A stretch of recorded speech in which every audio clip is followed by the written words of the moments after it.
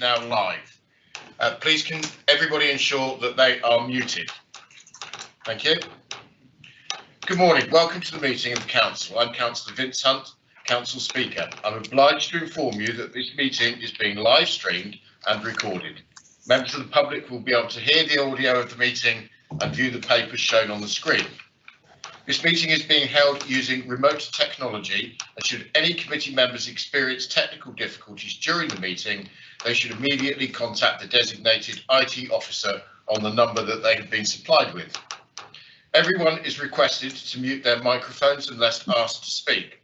Please only use the chat function to indicate your desire to speak. Do not use it for anything else so that it is clear who is asking to speak. The debate has to be heard by those listening to the audio feed.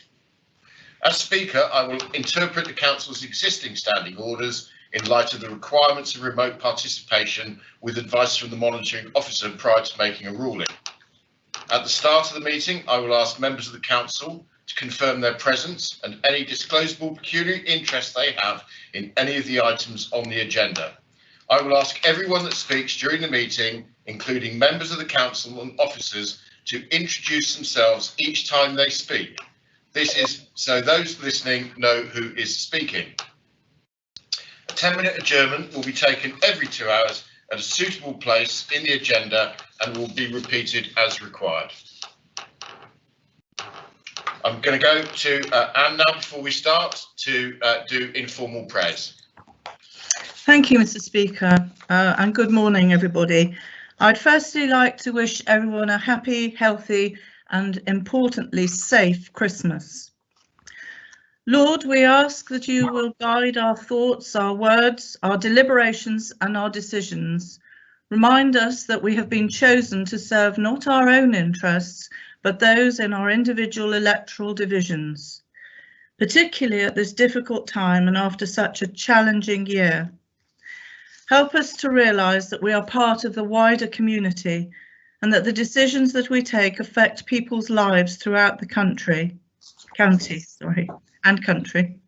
Help us also to look at and listen to all sides of the agenda before us, that we may be truly informed to make the correct decisions that can affect the future of the people whom we represent. At this seasonal time of the year, let us pray for an end to this dreadful virus and a happier, more normal year in 2021. Through Jesus Christ our Lord. Amen. Amen. Thank you. We'll move on to the agenda. Item 1 is apologies. I'm going to ask the Chief Executive to read apologies for absence. Apologies have been received from Councillor Kevin Turley, Councillor Peggy Mullock, Councillor Rob Gittins and Councillor Nigel Hartin. Councillor Roy Allcroft will be late. Thank you. Good. Thank you very much. We'll move on to item 2, which is disclosable pecuniary interest. I refer members to the guidance note with their agenda papers and would remind members to disclose any pecuniary interest in any matters to be discussed which is not included in their register of interests and leave the chamber prior to the meeting being discussed. Okay, Anne Hartley. Anne Hartley, I know you're there. You're muted. Sorry, I didn't mean to indicate, but I indicated by mistake. Peter Nutting. Here, no pecuniary interests. Thank you. I'm next. I have no pecuniary interests and I'm here. Steve Charmley. Yeah, I'm here, Mr. Speaker, no pecuniary interest. Thank you. Peter Adams. Here, no interest. Roy Aldcroft.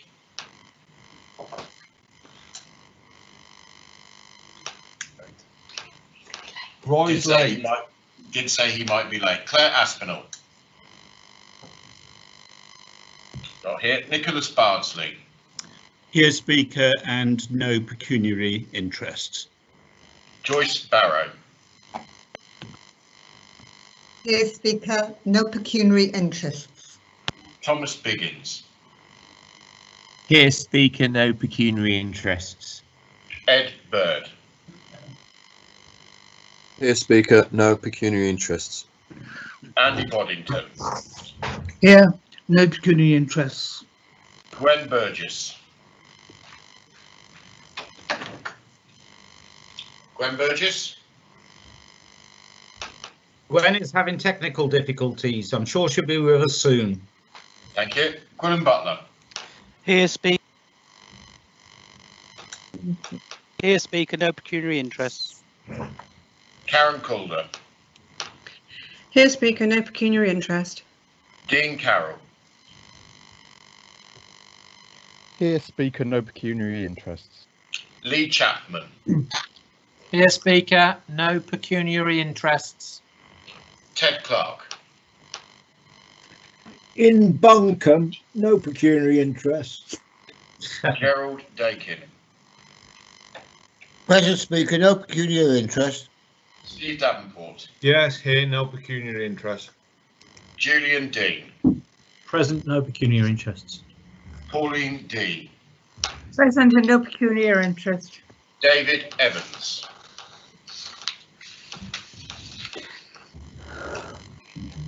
David Evans. Roger Evans.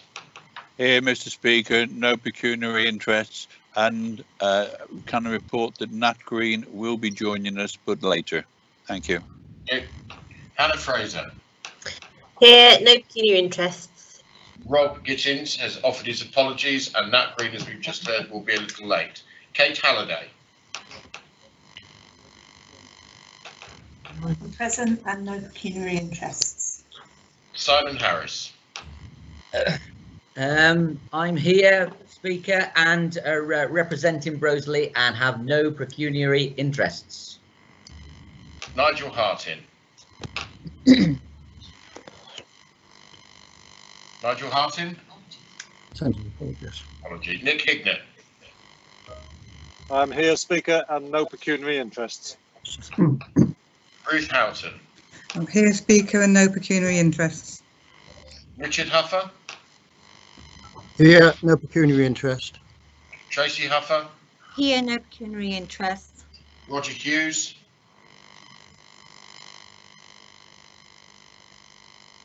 Ian Jones. Here, Speaker, I'd like to declare an interest in item 18. I don't know if I have to, but I will. My property is about 4 metres from the boundary of the Grange school site. And 2, as a member of the Shrewsbury Town Council who has an interest in the Grange Centre on this site. Thank you. Simon Jones. Here, Chairman, no pecuniary interest. Mark Jones. Here, no pecuniary interests. Thank you. Heather Kidd. Here, no pecuniary interest. Christian Lee. I'm here in Bridgnorth, Speaker, with no pecuniary interests. Matt Lee. Elliot Lynch. Here, Speaker, with no pecuniary interests. Robert Macy. Here, Speaker, no pecuniary interests. Jane McKenzie. Oh, good morning, Vince. I'm here and I have no pecuniary interests. Chris Mellings. Present, Speaker, and no pecuniary interests. Paul Milner. David Minery. Present, Speaker, no pecuniary interests. Dan Morris. Present, no pecuniary interest. Pam Mosley. Present, no pecuniary interests. Alan Mosley. Present, no pecuniary interests. Cecilia Motley. Uh, Oh, no. Yeah. Any pecuniary interest, Cecilia? No, sorry, no sound. Sorry. Okay. Peggy Mullock as the Senator, apologies. Kevin Pardy. Present, as Councillor for Sundawn, similar to Ian Jones, Shrewsbury Academy is in my ward. Thank you. William Parr. Present, Speaker, no pecuniary interest. Viv Parry.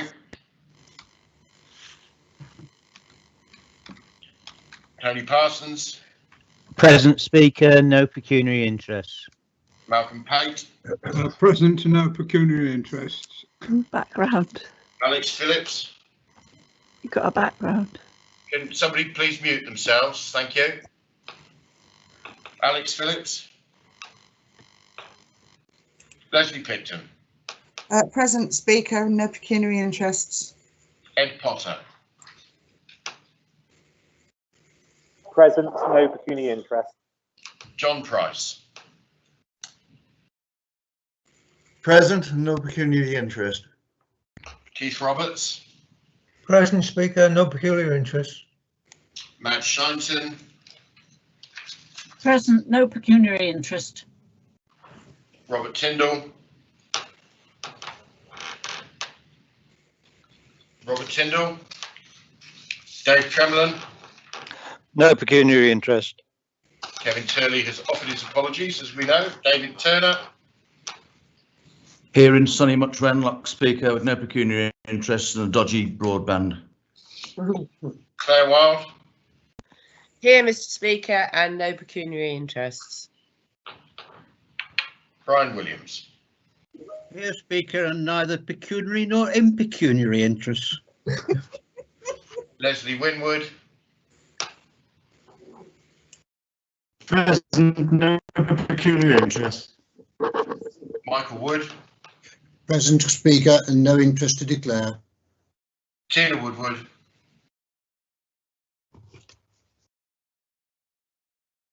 Paul Wynne. Present, Speaker, and no pecuniary interests. Thank you. Mr. Speaker, it's Councillor Phasma here. You didn't include me on the list. I'm present and have no interest to declare. I do apologise. Mr. Okay. Speaker, Vivian Parry, I am now in the meeting after all that in and out. Yeah. Okay. Thank you, Viv. Thank you very much. Okay. We'll move on to item 3. I move the minutes of the previous council meeting held on the 24th of September 2020 as circulated with the agenda papers be signed as a correct record. Is that seconded? Councillor Yes. Hartley? Yes, Mr. Speaker, I'll second that with pleasure. Thank you. Okay, I don't hear any dissent, so I will now accept these minutes as a true record unless anyone else indicates differently. Thank you. Announcements. To read such communications as Speaker, Vice Chairman and Head of Paid Service may desire to lead before the Council. I refer members to the official engagements list as has been circulated by email. We'll move on to item 5, which is public questions. In accordance with Procedure Rule 14, we will now deal with the questions from members of the public.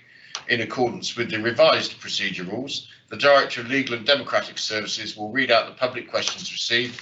The relevant portfolio holder will respond to the questions. Claire. Thank you, Speaker. The first question is from Claire Kirby. It's good to see Shropshire Council starting to address its corporate responsibilities vis-à-vis the climate and ecological emergency.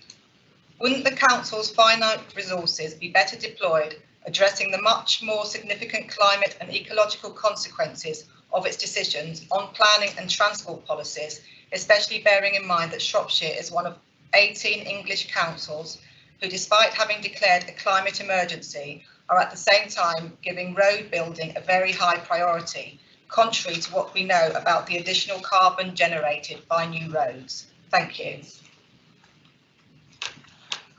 Councillor Rob Macy.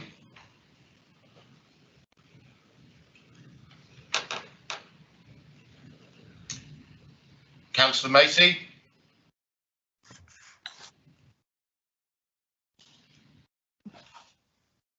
Well, I can only presume that. Sorry, Chair. It's Councillor Carroll here. I was under the impression I was responding to this. Okay. Yeah. No, you should be. But my speaker's agenda says Rob Macy. So. Apologies, Speaker. That was my confusion. I was just double checking because that was my understanding too. If one of the portfolio holders responsible for this area would respond, I would be grateful. Certainly, Chair. I'll be happy to take that question. Shropshire Council is one of the key founders and supporters of the community-led Shropshire Climate Action Partnership, which is currently preparing a strategy and action plan to start to address wider carbon performance in Shropshire as a county. Shropshire Council will use its statutory and regulatory roles to support a wider improvement in carbon performance wherever it can, and is working with highways contractors to measure and reduce carbon emissions from both road building and maintenance so that informed decisions can be made. The Council has already published positive proposals which will influence the design and location of new development as part of its draft local plan review. However, a significant proportion of the standards which apply to planning and road building in the county are the product of national policy and legislation over which the Council has no direct control. Thank you. We'll move on to question 2 from Colin Sherwood. Claire. Thank you, Speaker. The question is, has Shropshire Council set any special measures to assist and aid the local sheep meat industry, farmers and processors, etc., in the event of a no Brexit deal, particularly concerned with regard to tenant farmers and small businesses like hauliers? Thank you. Councillor Charmley, I believe, is going to reply to this.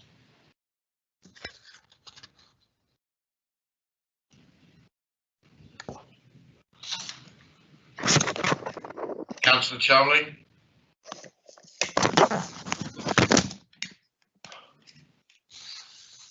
Steve Charmley. That's better. Sorry, I couldn't unmute, Mr. Speaker. Thank you, Mr. Speaker. The council's been engaging with the National Farmers Union as part of both the Economic Task Force and more broadly as part of the Additional Restrictions Grant. Got it now. Yeah. Has been provided to the council by the government businesses through. I'm sorry, there is another councillor speaking in the background. If you are not talking, mute. Thank you. Councillor Charmley. Thank you, Mr. Speaker. That has been provided by the council by government to support the businesses through COVID-19 national lockdown and moving forward over the next 12 to 15 months. Of course, with the Brexit negotiations being so fluid, the precise impacts are very difficult to assess. We've been looking specifically at a range of Brexit impacts through these forums, and through the use of grant funds, we will look to support the areas where we can make a meaningful contribution. We're also delivering business support grant events and workshops that's being delivered jointly by the Marches Growth Hub Shropshire and Shropshire Chamber of Commerce, focusing on Brexit. This doesn't necessarily drill down to the very specific nature of the query, but hopefully highlights that we are working with businesses to ensure that they are ready for Brexit and will continue to do so well into the new year and once the details of the terms of leaving the EU have been announced. Thank you, Councillor Charmley. Question 3 is from Jamie Russell. Claire. Thank you, Speaker. The question says, we thank you for declaring a climate emergency in May 2019. In August, the Climate and Emergency Ecological Bill Alliance launched a campaign for the Climate and Ecological Emergency Bill, which was presented to Parliament on the 2nd of September. This is a private member's bill written by scientists, lawyers and activists. It is gathering support from a broad range of campaign groups, businesses, charities and individuals. The bill has the potential to become the most significant move forward since the Climate Change Act 2008, which also notably started as a private member's bill. At the time of writing, 81 MPs have supported the bill, with co-sponsors from across the political spectrum, including Labour, Green and Liberal Democrat. In summary, the bill will set out an emergency path for the UK to follow in order to meet the commitments agreed to at the Paris Climate Summit in 2015. The key objectives of the bill are ensuring that the UK plays its fair and proper role in limiting global temperatures to 1.5 centigrade and actively conserving the natural world. You can see full details of this on a website. Are any Shropshire councillors willing to consider the attached motion and table it at the next meeting of full council? Thank you. Speaker, there is details of the proposed motion which I have sent to all members. All members should have received that yesterday, so they will have sight of that. Thank you. Thank you. Councillor Dean Carroll. Thank you, Chairman. I can't speak on behalf of all members, but this is my response as the portfolio holder for climate change. I have read the bill in detail and can advise that I would not be recommending Council to support it at this time and in its current form. Whilst I support the general steer and many of the early statements, there is too much about the bill that I feel to be flawed at this stage in order to support it. As I'm sure the supporters of this question are aware, Shropshire Council has already encouraged the government to declare a climate emergency. And when we declared a climate emergency as a council in May 2019, we also instructed the then Chief Executive to write to the Secretary of State to ask them to be ambitious in their plans for carbon reduction. Thank you. Question 4 from Christine Welch. Claire. Thank you, Speaker. Following a Freedom of Information request, it has been revealed that the Pension Fund Committee does not know the full list of companies that the Shropshire County Pension Fund invests in. Given this, how does Shropshire Council know that its pension fund is not being invested in holdings that contravene its investment policies? For instance, would Shropshire Council be happy if it was revealed that its pension invests in gambling companies, arms companies linked to war crimes, retailers using sweatshop labour or adult entertainment venues? If it doesn't know where the money goes, it could be in anything. Thank you. Thank you. Councillor Peter Nutting. Thank you, Speaker. This question was raised and answered at Pensions Committee on the 4th of December 2020, and I would refer interested parties to that response rather than repeat it. That response clarified that the majority of the pension fund's investment are held in pooled funds with monthly reports detailing the current value of the units held, not the underlying investments. The pension fund does not invest in any companies that contravene its investment policies. And to reiterate, overall responsibility for managing the pension funds lies with the Pensions Committee and not Shropshire Council. Thank you, Speaker. Thank you. Move on to question 5 is a question from Peter Welch. Claire. Thank you, Speaker. I am very pleased that Shropshire Council declared a climate emergency and more recently has asked Shropshire Pension Fund to divest from fossil fuels via a council motion. The Pensions Fund has now made a climate-related financial disclosures report public. The report includes analysis of pension investments under scenarios of 2, 3 and 4 centigrade of global heating. Is the council as shocked as I am to read in the report that global heating of 2, 3 and 4 centigrade is considered as viable scenarios for life and finance, when scientists are saying that the world as we know it will be breaking down at 2 degrees centigrade? Does the council consider that keeping global heating to 1.5 centigrade or lower, in line with the Paris Agreement, should be one aim of both Shropshire Council Pension Fund investments and council investments? Thank you. Councillor Nutting. Thank you, Speaker. A similar question was raised and answered at Pensions Committee on the 4th of December 2020, and I would refer interested parties to that response rather than repeat it. That response clarified that the fund's asset allocation is against 3 climate change scenarios to allow the fund to better understand the climate change risks and opportunities it faces. At the time of the tendering process in 2019, data limitations meant that the service provider had not yet developed a 1.5 centigrade scenario. It is likely that a 1.5 centigrade scenario will be developed as climate change models are updated to consider such a scenario. In relation to Shropshire Council, I would like to confirm that we are committed to achieving carbon neutrality, and the need to keep global temperature rises below 1.5 degrees centigrade is one of the key reasons behind that. Thank you, Speaker. Thank you. And finally, question 6 from Stephen Malloy. Thank you, Speaker. In May this year, Planning Practice Guidance PPG 077 was updated and says that where any of the policies in the Statement of Community Involvement cannot be complied with due to current guidance to help combat the spread of coronavirus COVID-19, the local planning authority is encouraged to undertake an immediate review and update the policies where necessary so that plan making can continue.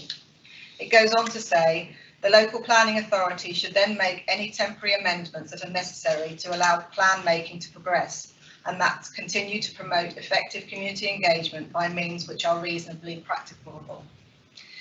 This was further emphasised in the Chief Planning Officer's letter of July 2020, sent to all local planning authorities, which said, local planning authorities should consider the practical measures needed to ensure fair participation is possible in plan making.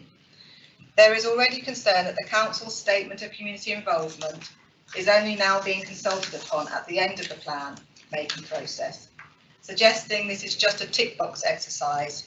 So can I ask if any review or update of the statement of community involvement took place in the early part of this year to ensure that those compromised by COVID-19 and without electronic means of communication were still able to engage in the plan making process?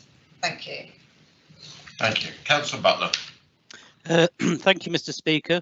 Shropshire Council considers that the currently adopted Statement of Community Involvement, SCI, remains an appropriate and robust document to guide how the Council seeks to engage the public on the plan making process, having taken into account the impacts of COVID-19. Equally, it is considered the public consultations the Council has undertaken on the local plan since March 2020 have allowed sufficient opportunity for public engagement, including those without access to electronic communication. The current review of the SCI, currently being consulted on until February 2021, seeks to further support this position and to offer the public an opportunity to comment on how the Council engages communities and other stakeholders in the future on all planning matters, including on subsequent reviews of the local plan. Thank you, Speaker. Thank you. Okay, we will move on. Thank you very much. We're moving on to the setting of the council tax base for 2021-22. I will remind members that there will be a recorded vote on this under council tax items legislation. I invite Councillor Minery, the portfolio holder for finance and corporate support, to present the report and to move the report and the recommendations be received and agreed. Thank you, Mr. Speaker. I confirm it is Councillor David Minery speaking, portfolio holder for finance and various other matters. And I would like to formally now move the recommendations contained in this report. This report is highly technical and highly complex, and I'm not going to pretend to everybody that I understand every single word that's in it, but I will do my best to deal with any questions should they arise. I do need to point out at the start, the first of the recommendations is a change to past policy. And I will read it out for the benefit of those listening in. Recommendation 2.1 says, in accordance with the Rating, Property and Common Occupation and Council Tax Empty Dwellings Act 2018, to approve the revised discretionary power to levy a council tax premium in relation to dwellings which have been unoccupied and substantially unfurnished for more than 10 years. That is, increasing the premium to 300% in relation to those dwellings. The impact of that is an inclusion of an additional £197 Band D equivalent in the tax base. The remaining recommendations, which are listed now on the screen, really are dependent upon members agreeing that first one, but I will be moving them as a block and trust that these will receive unanimous support, because without this being approved today, we will be unable to set any council tax, and for that matter, neither will any of the precepting authorities be able to set any council tax next year. So I formally move the recommendations.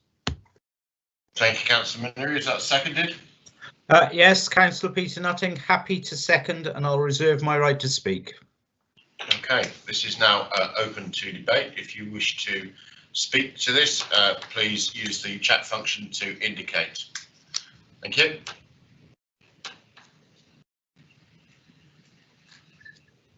We don't seem to have anything coming through, so I will therefore move to Councillor Nutting. Nothing to add. Okay, we will now take the recorded vote. I will hand over to the Chief Executive. Please indicate your wish as you read your name. Thank you. Peter Adams. For. Roy Oldcroft. Absent. Claire Aspinall.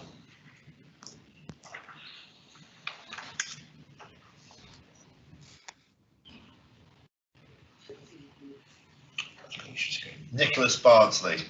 4. Joyce Barrow. 4. Thomas Biggins.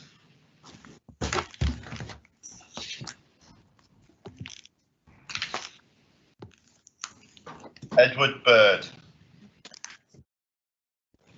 4. Andy Boddington. 4. Gwen Burgess. 4. Willem Butler. 4. Karen Calder. 4. Dean Carroll. 4. Lee Chapman. 4. Steve Charmley. 4. Ted Clark. 4. Gerald Dakin. 4. Steve Davenport. 4. Julian Dean. 4. Pauline D. 4. David Evans. 4. Roger Evans. 4. Hannah Fraser. 4. Nat Green.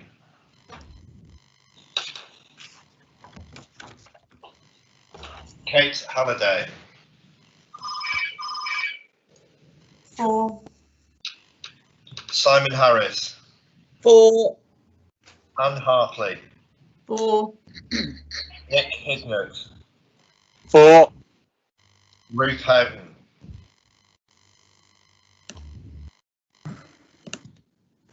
4. Richard Huffer. Yes, I agree. Good, but can you mute as well? Thank you. Richard Huffer. 4. Tracy Huffer. 4. Roger Hughes. 4. Vince Hunt. 4. Ian Jones. 4. Mark Jones. 4. Simon Jones. 4. Heather Kidd. 4. Christian Lee. 4. Matt Lee.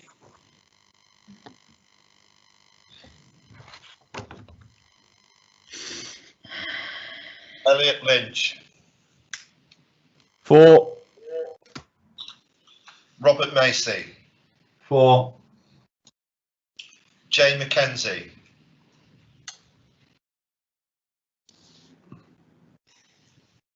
4. Chris Mellings. 4.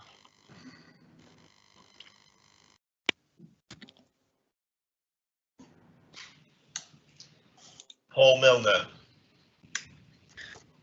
4, and apologies for being late. I had IT trouble. Sorry about that, Chair. David Minery. 4. Dan Morris. 4. Pam Mosley. 4. Alan Mosley. 4. Cecilia Motley. 4. Peter Nutting. 4. Kevin Pardy. 4. William Parr. 4. Vivian Parry. 4. Tony Parsons. 4. Malcolm Pate. 4. Alex Phillips.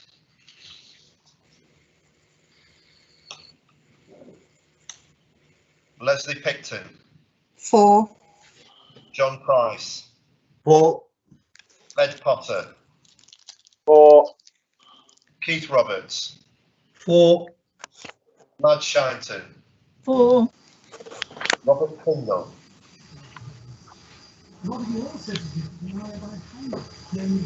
Who? Sorry, Robert Tyndall. Yes, sorry, 4. Dave Tremellan. 4. David Turner. 4. David Vasmer. 4. Claire Wild. 4. Brian Williams. 4. Les Winwood. 4. Michael Wood. 4. Tina Woodward. 4. Paul Wynn. 4. Thank you. Thank you. I'll now go to Director of Legal and Democratic Services, to confirm the outcome?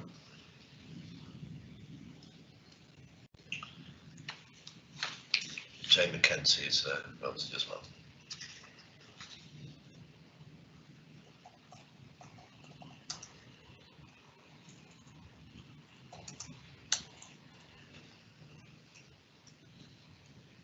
Mr. Speaker, 62 members cast their vote for this motion. Thank you. Thank you. So you heard that. Before we move on to item 7, I'm going to once again just plead with members. We've done this meeting like this a number of times. If you are not speaking, please make sure your microphone is muted. Please unmute it when you are invited to speak. We'll get through the day a lot easier and quicker that way. Thank you. We'll move on to item 7, the Treasury Strategy 2021 mid-year review. I invite Councillor Minery, Portfolio Holder for Finance and Corporate Support, to present the report and move the recommendations be received and agreed. Councillor Minery. Yes, thank you, Speaker. It's David Minery here again. My pleasure to present this report. This is the half-yearly review, which good practice suggests that we do. So this is the half-yearly review of the Council's Treasury strategy. And I'm pleased yet again to be able to report that our internal Treasury team have achieved a return in excess of the benchmark for us. In fact, so much so that I think now I think it must be the fifth time I've presented this report. Every single time I'm able to say the same words, which is they are outperforming, which, considering the financial problems in the country at the moment and the lack of return on cash investments, it really is a very impressive performance on their part. For the figures, that represents some 603,000 additional pounds revenue for us to help offset the pressures that we face constantly within finance. The report also covers the investment strategy, investment portfolio, borrowing strategy, etc. The investment strategy, I must say, in the context of this report, is not the decision whether we buy something as an investment. The investment strategy that I'm referring to here is the one that determines where the spare cash can be invested. It is often mistakenly confused. They are often mistakenly confused with each other, but I do stress, Speaker, this report simply deals with the cash that's left over at the end of every day that is invested on our behalf by our internal specialists. And as I say, I would like to record my appreciation and my thanks to them for their efforts over the first 6 months of the year. And I'd like to move the report. Thank you. Thank you very much. Is that seconded? Yeah, it's Councillor Peter Nuttin. Happy to second, but reserve my right to speak. Okay, we will move into the debate section. Members, again, using the chat function, if you wish to speak, please indicate now.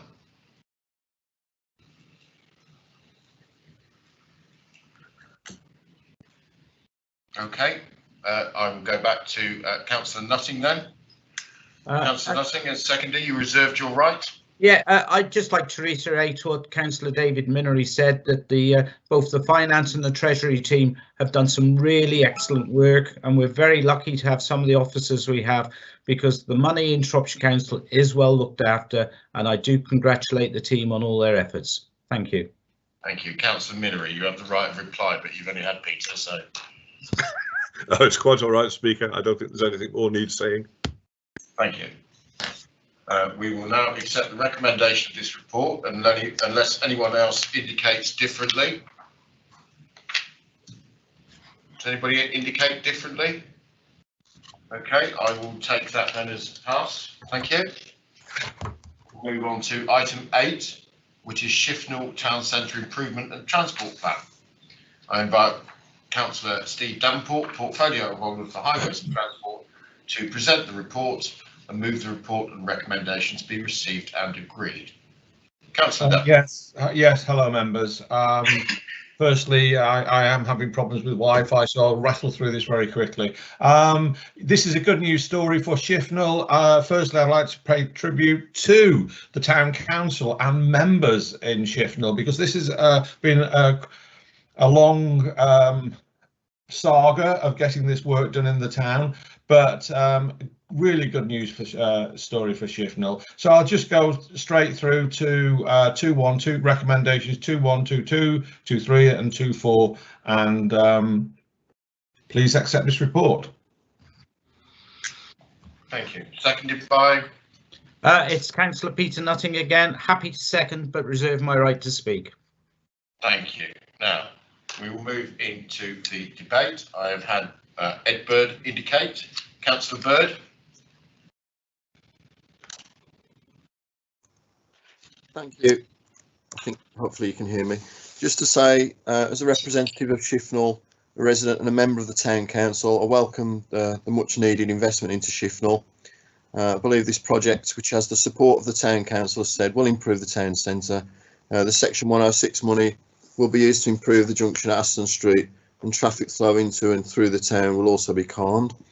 I'd like to thank Councillor Davenport and Councillor Nutting for taking the time to visit Shifnal, to take a look at some of the issues there and for supporting the plan. And I'd also like to thank the officers involved, notably Stephen Brown. Shifnal has been subject to a lot of new house building in recent years, and there is a need for infrastructure to be improved. Therefore, I hope that members can support this item. Thank you very much. Thank you. Nobody else has indicated, so I will go back to the seconder. Councillor Nutting, you reserved your right. Yeah, thank you, Speaker. Shifnal's a lovely town, and I think these improvements will help it even more. It has had quite a bit of development, and there is a lot of money in the SIL fund to help pay for all this. But I would ask everyone to support what has been a difficult process, but we've got there in the end, and it will make the environment in Shifnal Town Centre much, much better. So I do really suggest that this is a really good scheme for Shropshire Council. So I hope everyone will support it. Thank you very much. Thank you. Go back to Councillor Davenport. You have the right of reply. I don't think there's anything to read. Can I just stop? Actually, no, carry on. So there's nothing to reply. I think everybody supports this, and I thank you for the comments. Thank you. Okay. There was one late entry, but didn't come in time, unfortunately. Sorry, Councillor Harris. Right. We'll now move. Well, I'm going to accept the recommendation of this report, unless anyone indicates differently, in which case we would then move to a vote. I hear nobody dissenting from that, so we will accept that those recommendations. Thank you.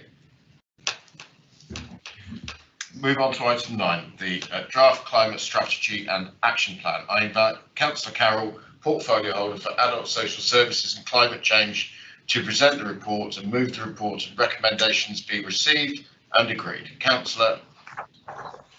Thank you, Chair. For those who dialed into Cabinet on Monday, they may share my sense of deja vu on this report, but its importance is such that it warrants proper consideration by both Cabinet and full Council. In May 2019, Shropshire Council unanimously declared a climate emergency. And in December 2019, I stood up in our council chamber to move a strategic framework for climate change policies for Shropshire Council. At that time, I promised to introduce a climate strategy and action plan within 12 months. And in spite of COVID, here we are. The documents we are considering today are simple but ambitious. Most importantly, they are also flexible. I don't believe in dusty tomes that sit on a shelf and are only opened when we come to renew them.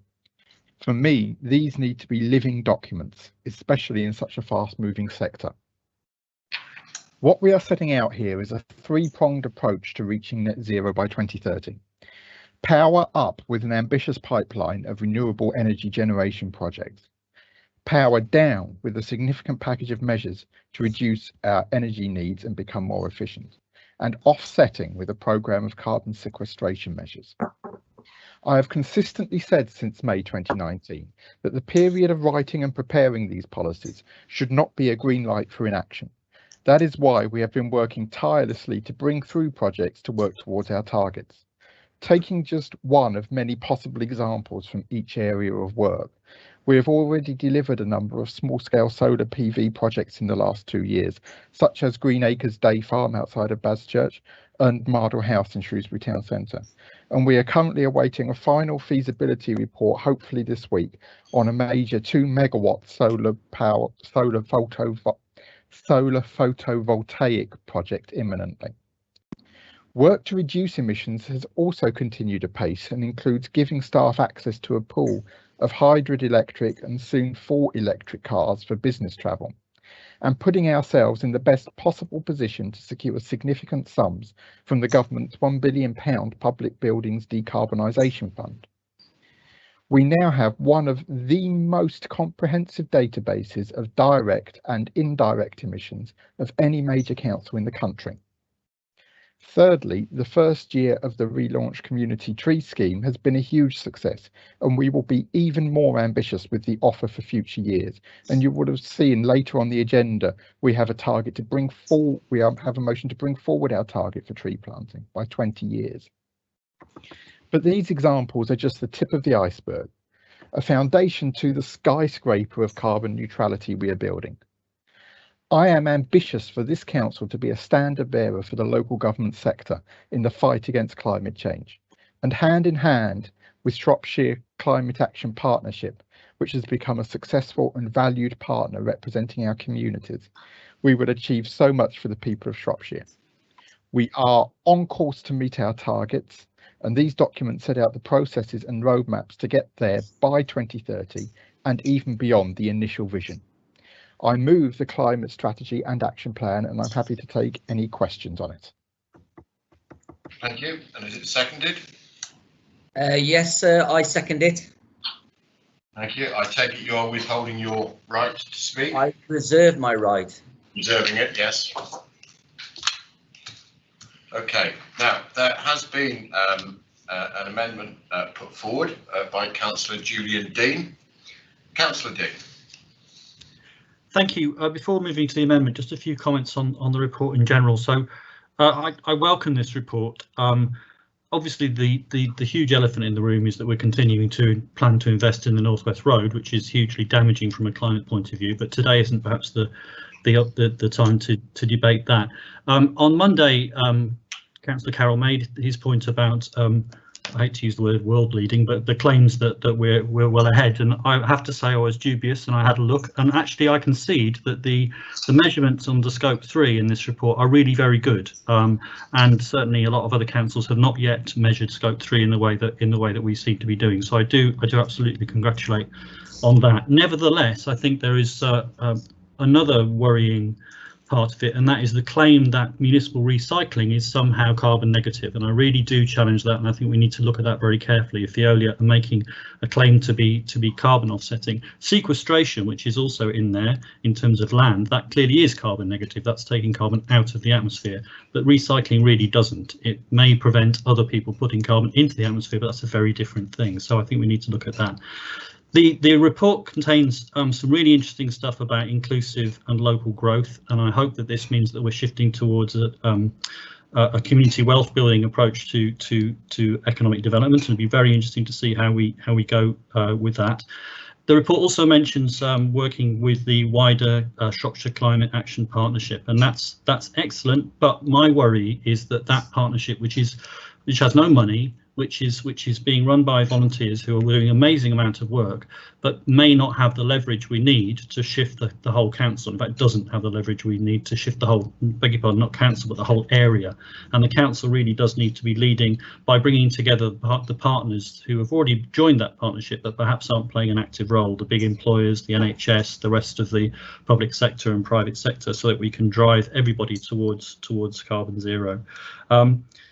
Those are the points I wanted to make, but the specifics of my amendment is that I think we can support this a little bit further by planning a proper training programme for all staff. So several councils now have achieved bronze status through the Carbon Literacy Trust and are working towards silver status, which means that half the staff are trained in carbon literacy, and I think that's an ambition that we really ought to take on. So that's the first part of the amendment, and the second, actually goes back to the amendment I put when we first declared a climate emergency, which was that we really have to move towards building carbon zero homes. Now, we know there are problems with national policy on this, and we know there are problems with forcing that as far as we can through the local plan, although actually we could go further because we've seen Oxford City Council go further and others in the local plan.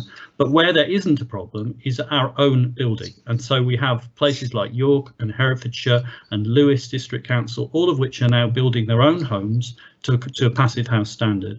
And I think that we should take this opportunity to commit Cornovy to building to a passive house standard from now on. I don't see any excuse for not doing that with our own estate and with our own buildings. So I move those two additions, that we put together a carbon literacy programme and achieve bronze status early next year and silver status by 22, and that we also commit that Cornovy from now on should be building to passive house or a zero carbon standard.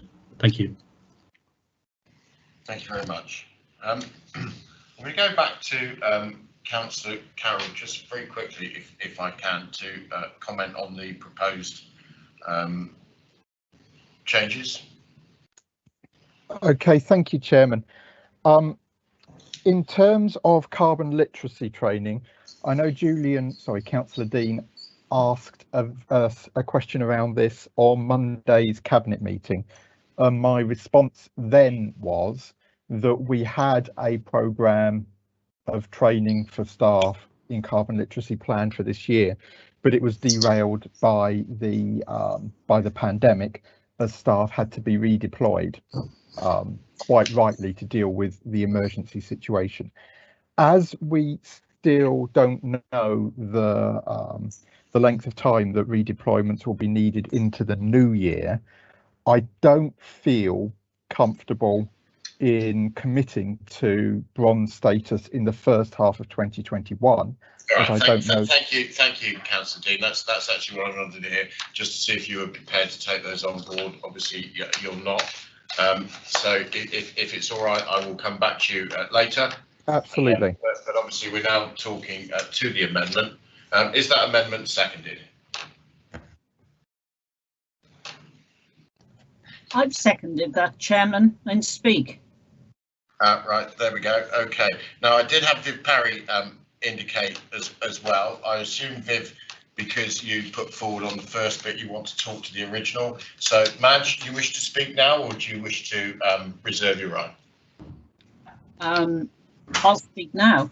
The reason I've supported Julian Dean's recommendation is certainly the element about training, and unless training in its widest meaning, and I'm really keen on this for a lot of things, is understood by the staff and by us as councillors and the people who are interested in this, unless the actual facts are understood, then for me, we're not going to get very far. So that's why I'm supporting Julian Dean.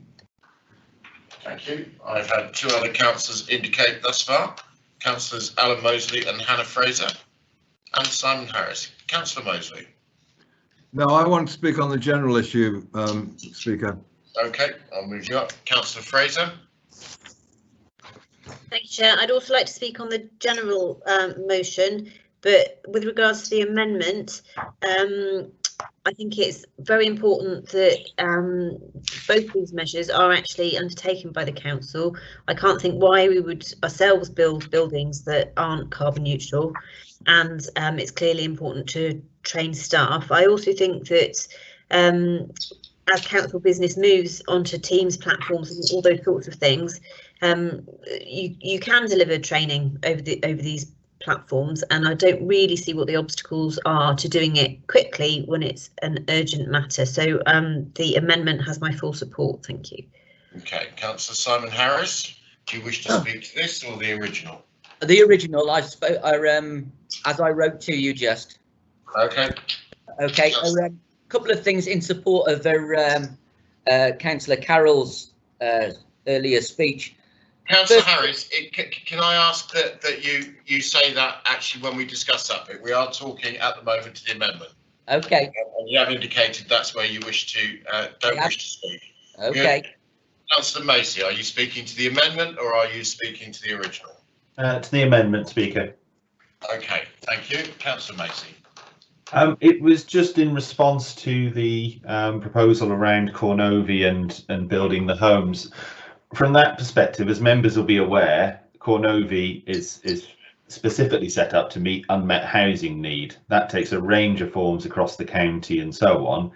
They are very much, and Councillor Dean is aware as well, they are very much taking into account the standards of the homes we're building, including around the carbon produced as well during those builds.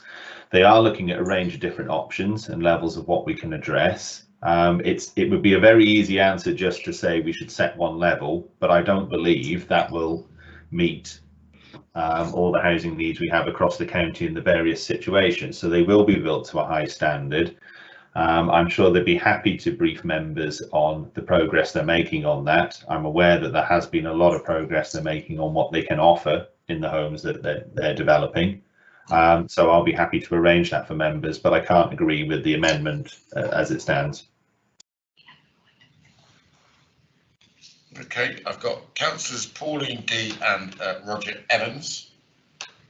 Yeah, I want to speak to the amendment. This is Pauline D.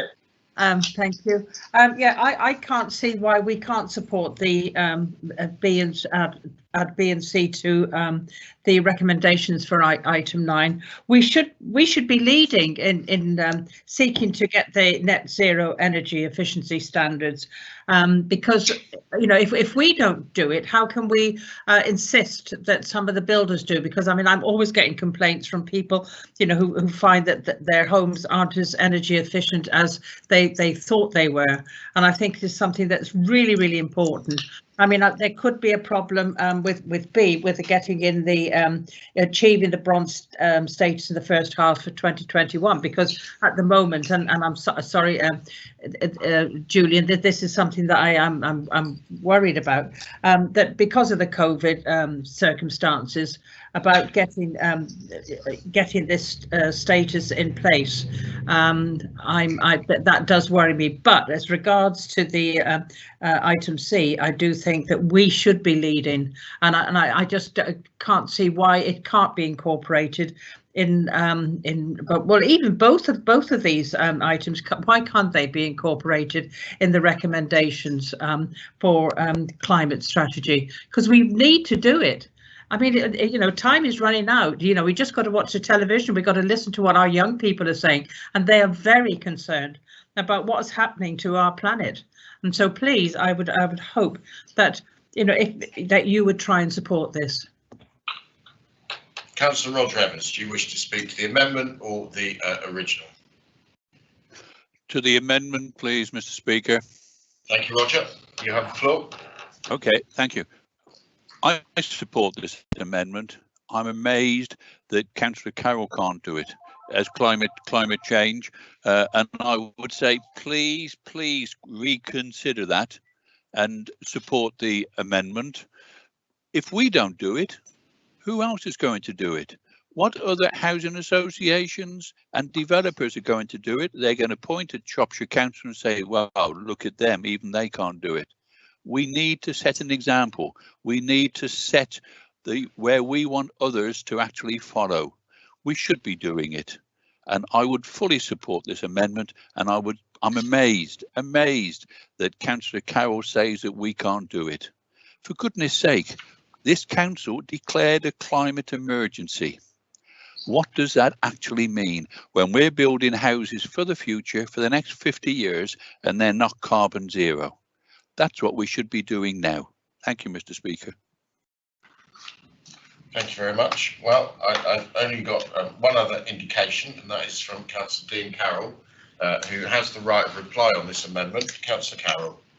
Thank you very much, Chair. I think Councillor Evans maybe misheard what I said in my initial response, in saying that I didn't think that we could commit to achieving the bronze level in the first half of 2021, not because it's impossible to train staff over Teams, but because our staff are stretched right to the absolute limit, the same as the staff of every other local authority and public sector body in the response to COVID. And I don't think it would be conducive to getting the best uptake or the best response in that. But what I'm going to say is that I support both of the principles. I don't think that adding them as amendments to the recommendation on the strategy is the right thing to do. What I will extend an invitation to Councillor Dean and any other colleagues, as I always have done, to come and talk to us. I've said that the action plan is a living, working document. That's the entire point of it. It's not fossilized at this stage. These things should be going into the action plan, and we can certainly add them into the action plan, but putting them into an amendment to a covering report, I don't think is the right way to go about it. We've heard from Councillor Macy in terms of Cornova's building. Just to reassure members in terms of Shropshire Council's direct building as well, adult social care are providing some new build supported living accommodation, and that will be built to Passive House standard. When they get final approval on the location, they will be built to full Passive House standard. So we absolutely are, to take Councillor D's point, we absolutely are doing, and we are leading. I would say let's talk about this and put this into the action plan. The strategy is the really high level stuff, and the action plan is where we put all the detail into, and that's a working document, living thing, as I said. So let's put it into that. Okay, Councillor Mosley did indicate to speak to the amendment. Unfortunately, it was after Councillor Dean had given his right of reply, so I will bring you in, Alan, when we go back to the original. I'm now going to move to a vote on the amendment. You've all seen it. Some of you have spoken about it using the function on the computer. Please indicate whether you are for supporting the amendment or not. Thank you.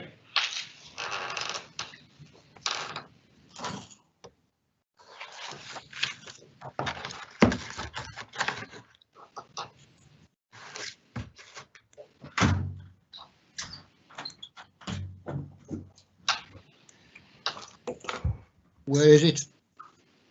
It's in the chat box.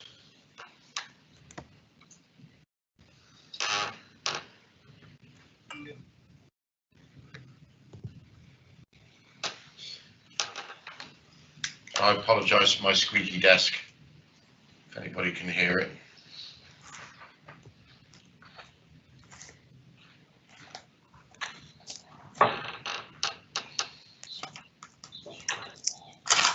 Madge, can I ask you, instead of using the chat box to say for, that you actually use the voting box, because that's what will electronically register. Thank you.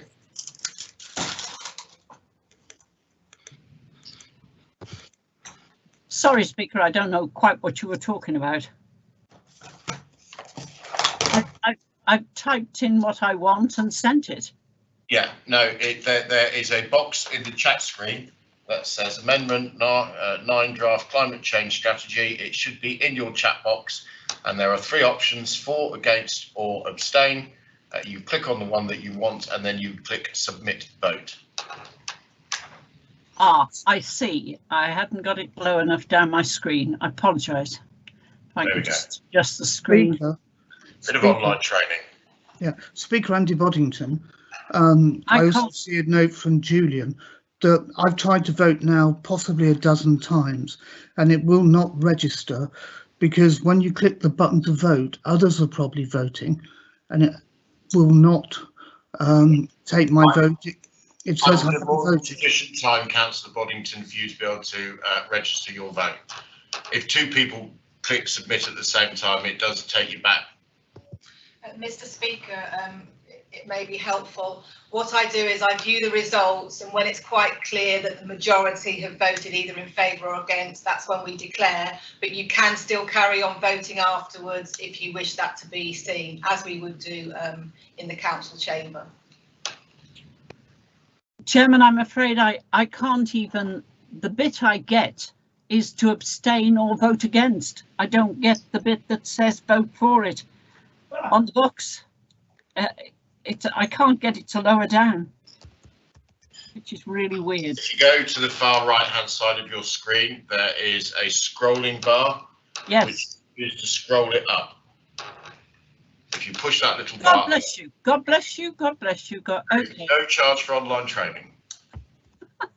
For heaven's sakes.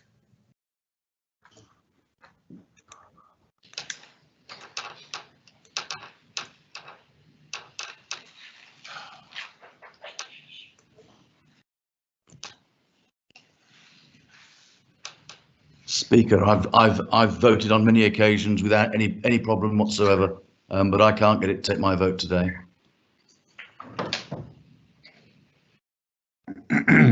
Speaker, Tom Biggins here. Likewise, I can't get it to vote either. All right, we'll give it a few more minutes, and I will take it up with IT to see if there is an issue. Speaker, Roger Evans here as well. I'm experiencing the same difficulty. I put it in the 4 spot, but I'm trying to submit the vote, and must have pressed it 50 times, and it still hasn't been recorded. Speaker, Brian Williams here. This is a different form of voting to which we had at the last council election.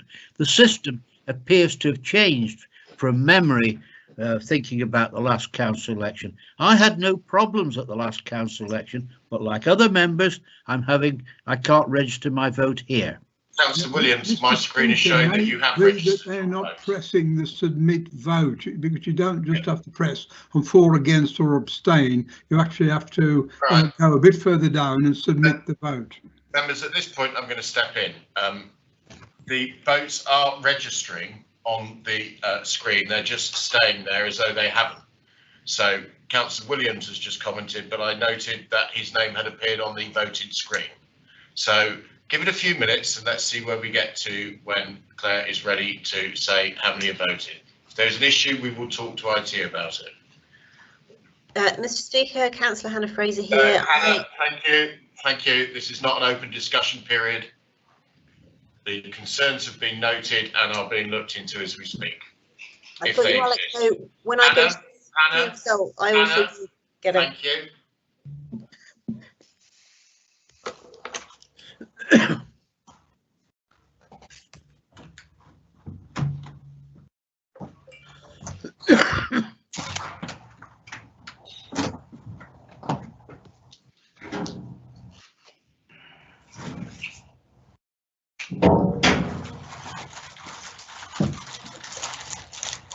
I think somebody's taking their rubbish out. Can you please mute?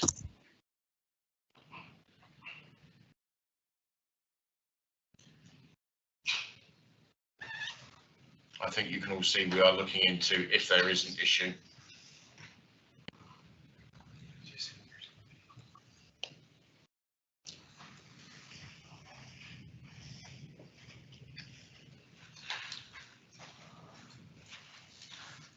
Mr. Speaker, of those that it is showing voted at the moment, the majority are voting against the amendment. Do we have numbers on voted? Because there's been some concern. Total numbers. At the moment, it is showing that 23 have voted against and 8 have voted for, and there are no abstentions. I think people are indicating, though, that more people have voted. I realise that, but at the moment, the majority is clearly stating that they are against the amendment. Okay. The Speaker, Roger Evans on a point of order. Roger. Thank you, Mr. Speaker. That makes it that 31 councillors have voted. 62 voted on the first time, so you have not got a majority of councillors that have voted. If there were 62 voted on the previous one, when we were looking at the when there was a named ballot, there was at least 62 then, and you've only got 31 people who have actually voted, not the majority of councillors present. Yeah, Roger. Okay. Claire, advice. My advice at this point is that it's clearly of those that it's recorded that it has failed. But I mean, we could try for a few more minutes to see if it goes. So for those of you that feel their vote hasn't gone through, if we try for another few minutes to see if it goes through. Otherwise, we'll just have to go through calling everybody's name out. Yeah, which might add an hour or two to the meeting. But there you go. If that's what we have to do, that's what we have to do. So if you feel you have not submitted your vote, please try now. If you know that you've submitted your vote, don't, because you will block it up. And we will give this another 2 minutes. And then if that number has not moved up, we will look to read out everybody's name individually and do it that way. But as I say, that wouldn't be my preferred choice, because that will add probably the best part of an hour to this meeting. That said, I do want councillors to feel that they have been heard. So 2 minutes.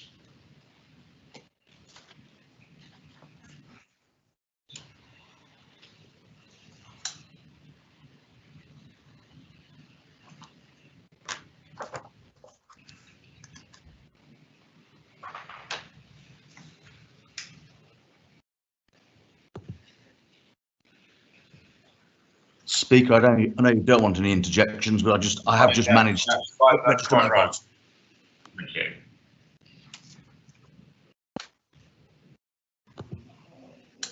Knowing I don't want interjections, it's probably not best to interject. I'm certainly not going to allow it to become a free-for-all. How are we looking now, Claire?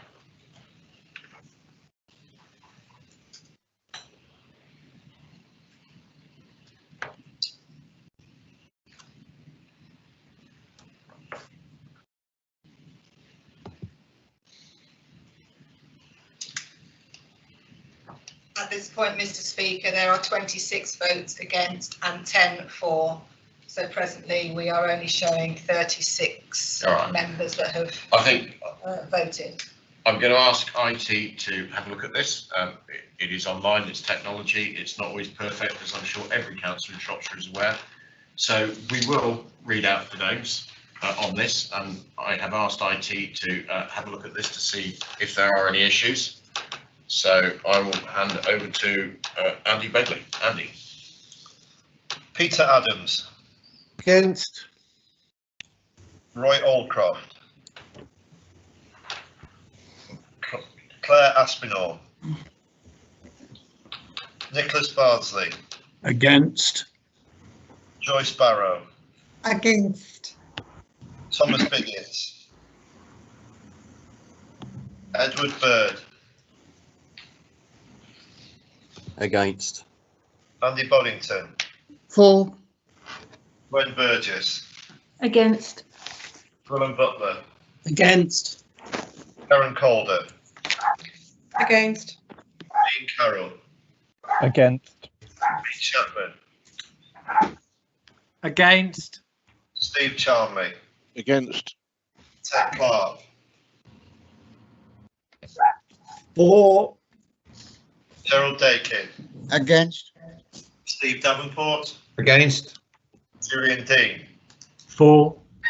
Pauline D. For. David Evans. Against. Roger Evans. For. Hannah Fraser. For. Jack Green. Kate Halliday. For. Simon Harris.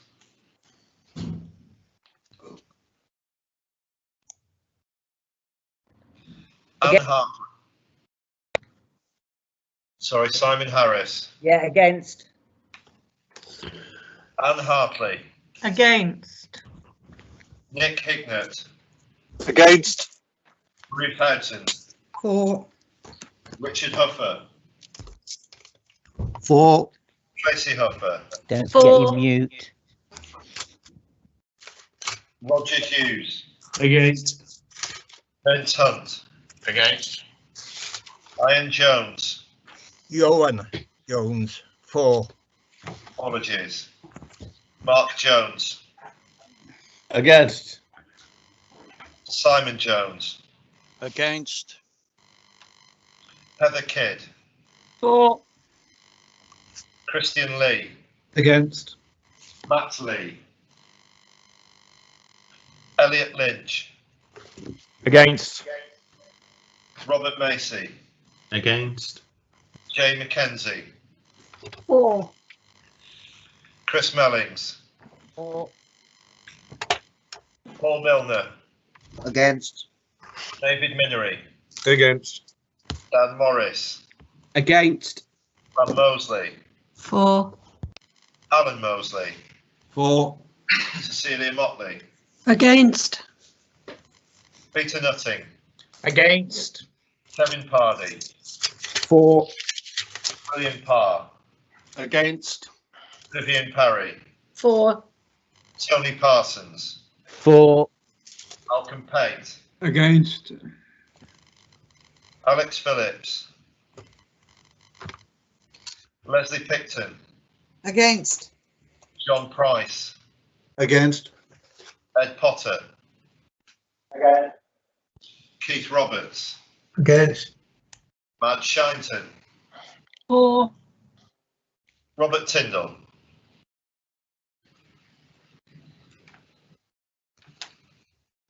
Dave. For. Thank you. Dave Tremelin. An emphatically apolitical for. David Turner.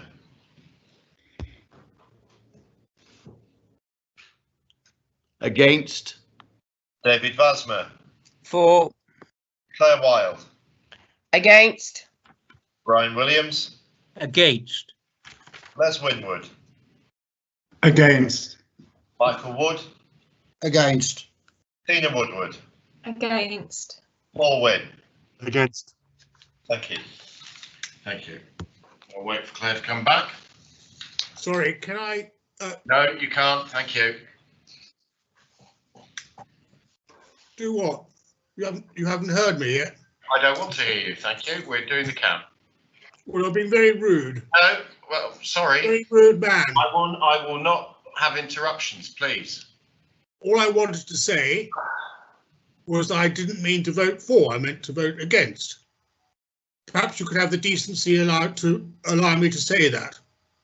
Mr. Speaker, there were 23 votes for the amendment and 41 votes against the amendment, so the amendment falls. So that amendment has fallen. Thank you. We will move back then to the original piece of the draft climate strategy. I've got a number of speakers on it, starting with Viv Parry. Viv? I just wanted to thank Shropshire Council for bringing this climate change strategy in. There are points on it that there haven't been mentioned. One of them is not to do with rivers flooding, but to do with land flooding. We got a grant which went to the parishes, which is very useful. Thank you to Shropshire Council for not deciding to get rid of that, and we now have that in place. My parishes need to be spoken to because we do get an awful lot of flooding coming off the fields, ditches that are not cleaned out, and drains that are in a terrible state. I do get help with that because I have 4 parishes. That's not including the town council, by the way. 4 parishes who do an awful lot of work for me when people inform me of what's happening. So I really would like you to include the parishes in the discussions that you're going to have with the people in the county. I do think it's important because some of the parishes don't claim the grant, and it would help an awful lot just to have them doing those small jobs. It would mean it would save the council an awful lot of money. Thank you. Thank you. Councillor Hannah Fraser. Thank you, Mr. Speaker. Like Councillor Dean, I do welcome the report and welcome the fact that there are some firm commitments now to some much needed action. So I'm very glad to see that the council is getting its own house in order. I think my concerns that are still very real are around Shropshire Council's role as a leader in the county and how it can promote carbon neutrality across the county, even more broadly than its own activities and its indirect activities. So could we ask that there's a report from the Climate Action Partnership so that council can understand how that organisation is working towards reducing carbon throughout the county, and understand more fully the council's role in that organisation, and you know, potentially then understand how it might do even more to make Shropshire County as a whole a carbon neutral kind of territory as soon as practicable. Thank you. Thank you. Councillor Tony Parsons. Thank you, Mr. Speaker. The points that I would have made have just been made by Councillor Fraser, so I don't think I need to add anything to that. That's very appreciated. Thank you. Councillor Alan Mosley. Thank you, Speaker.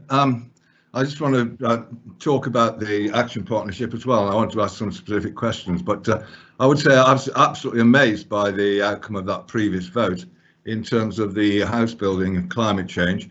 I presume that Councillor Carroll is aware of the Shropshire test, which is writ large into the local plan, SP1 I think it is, which demands that exemplar building plans be put forward in terms of climate change. This seems to fly in the face of us showing any leadership whatsoever and actually putting the Shropshire test into play in our own developments. Excuse me.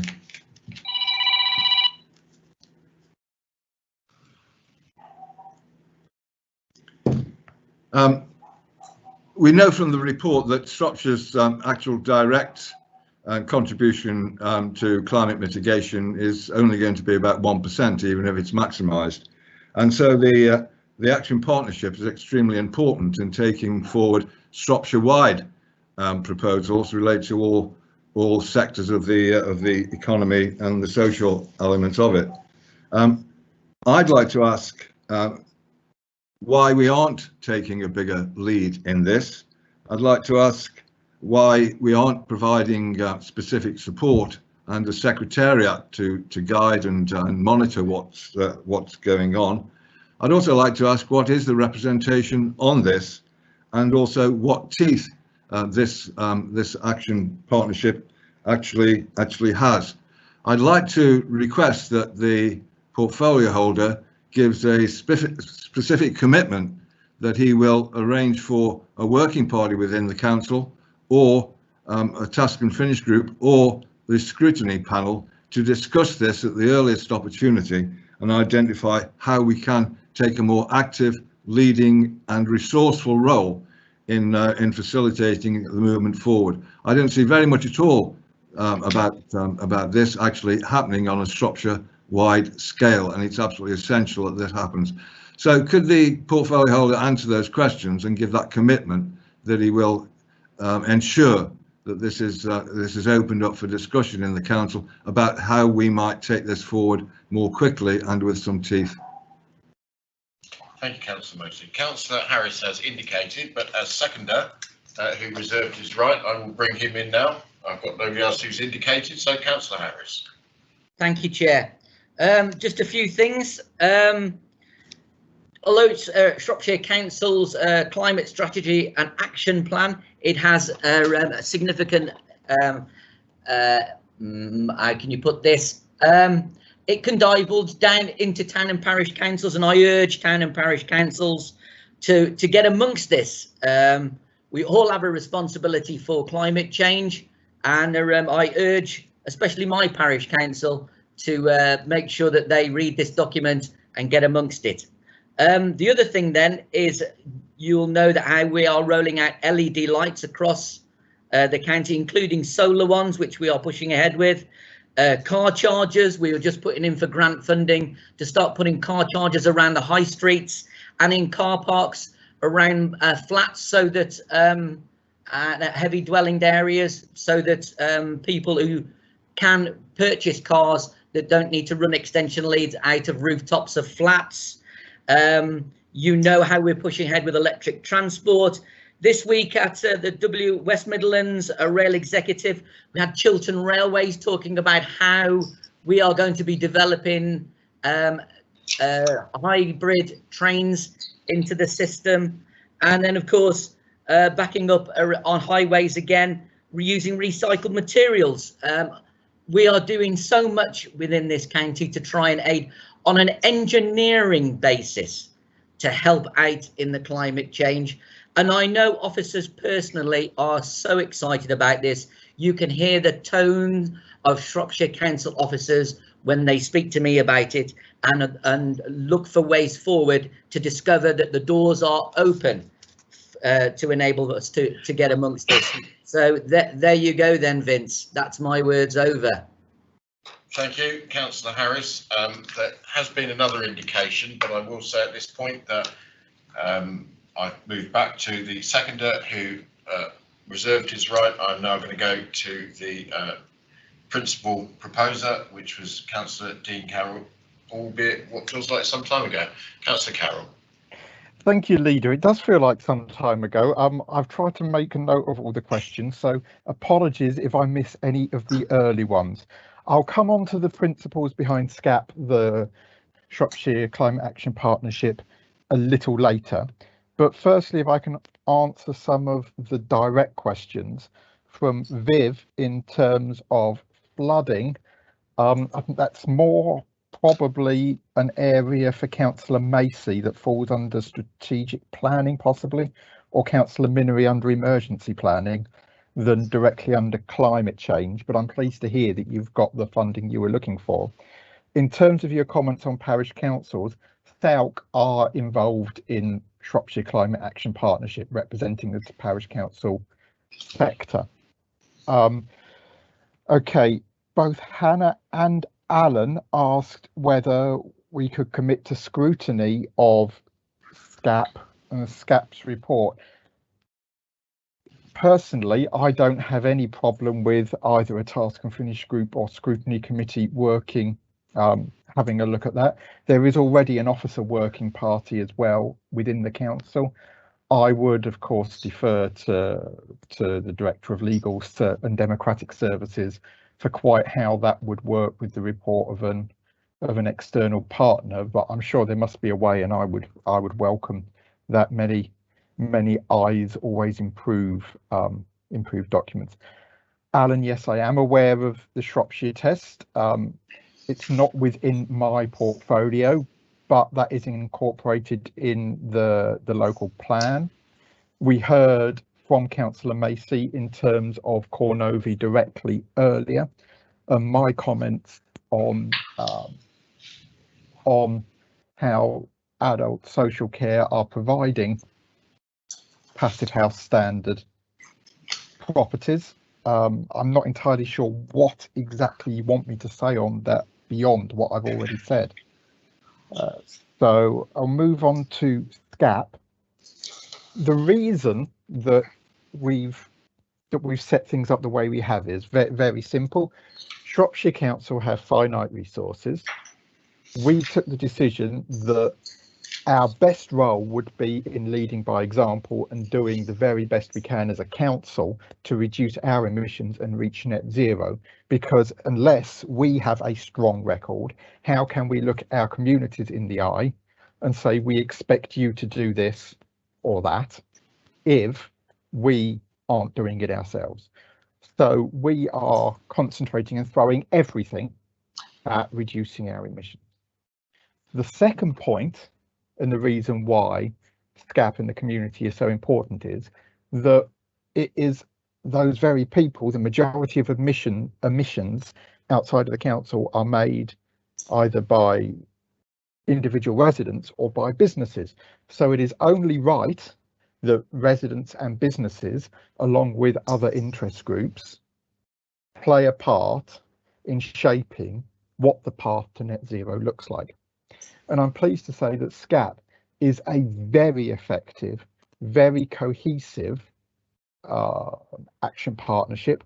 I talk on a regular basis to colleagues of mine in other authorities who are envious of SCAP for its capacity, for its approach, and for the way in which it takes in not just people who have a driving passion for the environment, because those are really important. But what's equally important is it takes in the sectors that are causing a significant proportion of the emissions. It takes in the business community, it takes in landowners, and they are playing a full and active part alongside professionals who know this stuff, for who this is their bread and butter.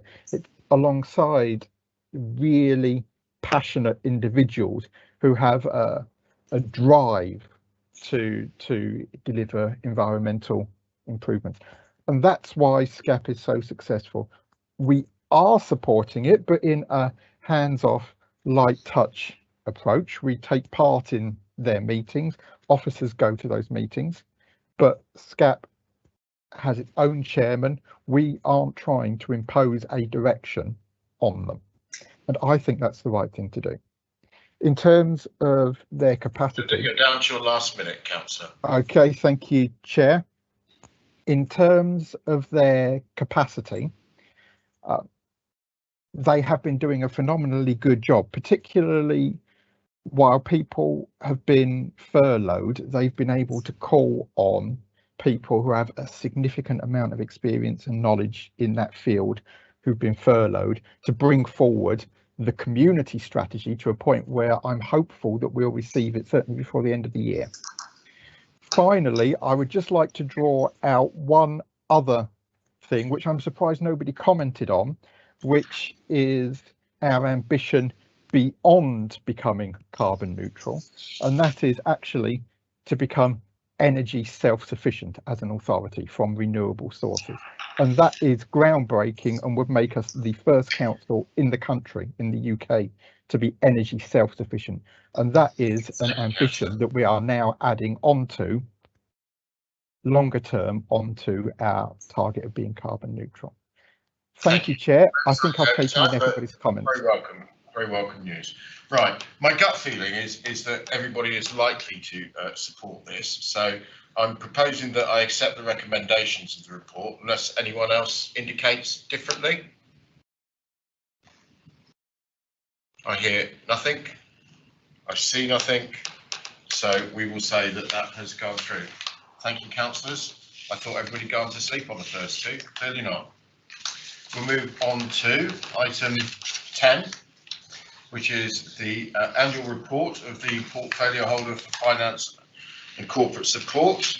Please may I remind you that portfolio responses are for information only. Questions may be put to the portfolio holder on the work that they're undertaking, but as no decisions are taken on these items, no motions are to be put. So I invite Councillor Minery once again to, as portfolio holder for finance and corporate support, to present the report and its receipt by the council. Councillor Minery. Thank you, Mr. Speaker, and just confirm it's David Minery here again, but the third and thankfully final paper before you today. I'm not going to apologise for the length of this report. It does run to 12 pages, and for that reason, I'm not even going to attempt to pick out any areas to emphasise this morning. If anybody hasn't read it yet, I do urge you to do so. The portfolio that I have under my wing does its work largely out of sight. It's the background support that enables the entire council to continue to function. Individuals working within that rarely get, before members rarely get the recognition. So I did feel it was important that the report went into more detail than perhaps might be normal, in order that members and the public generally can see for themselves the extent of the activity under my portfolio. I see somebody's sharing the screen again. It's a pretty picture. The current year, I have to say, has been the most challenging period ever, as we've had to continue to deliver the services whilst coping with the massive disruption that the pandemic has caused. And I do want to take this opportunity, Mr. Speaker, to place on record that my appreciation and indeed my praise to all of the people who are working within my portfolio to make sure that the bills get paid, that HR functions, that the legal services continue to function. Really are stupendous efforts that these people have been going through, and I really want to think it's important that we stress that today. I stress that today, and we record it in our minutes. I just want to say a couple of words about working from home. At the last council meeting, there was a suggestion that I produce a report, and there was going to be a vote on it. In the end, we didn't. But I have included, as a consequence of that, some very clear pieces of information within the report as to what we're doing to assist staff who are now working from home. Again, I would like to express thanks to them. It isn't easy. We all know it isn't easy. We as members know it isn't easy. I think we all miss the opportunity that we used to have of being able to stick the head round the door while we're walking down the corridor and just ask a quick question. And our staff are facing the same problems, and particularly, it's sometimes wrong to single out a particular department, but it has caused particular issues for internal audit, because a large part of their job is sticking their head round the door and asking somebody a simple question.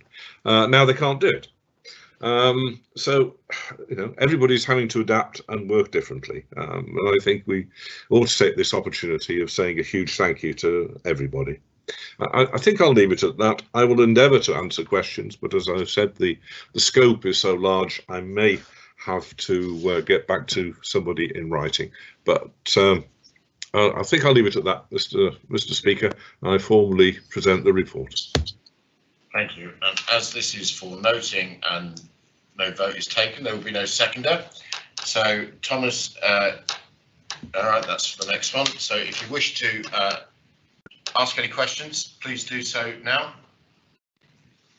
Indicate through the chat function that you wish to do so. Chris Mellings. Councillor Chris Mellings. Thanks, Speaker. Chris Mellings, member for WEM. Thank you, David, for your very comprehensive report, and I echo your thanks to the staff in your portfolio area for the work that they've done in very challenging times over recent months. I wanted to just pick up a question, if I may, on paragraph 232 on page 121, and that's relating to the COVID restriction grants in tier 2 areas. Following the move from the second national lockdown to the tiered system, a number of businesses were still eligible for financial support under the tier 2 arrangements, and I just wonder what if David could update the council as to when the council will be rolling out details of the scheme and the application process that businesses can follow in order to make an application for additional support. It particularly affects the hospitality and leisure sector, those businesses where they're not able to reopen because they're not able to offer, for example, a substantial meal. I have asked officers for some information, but they were waiting for further details from the biz department. So if David's able to update the council on the process for that, that'd be really helpful. Thank you, Speaker. Thank you. Councillor Madge Shinton. Madge?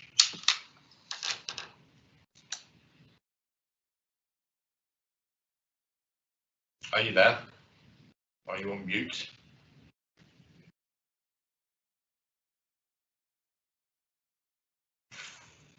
Councillor Shinton, last chance. Are you on mute? Sorry, I thought I'd unmuted myself. I do apologise. Finger slip, I suppose.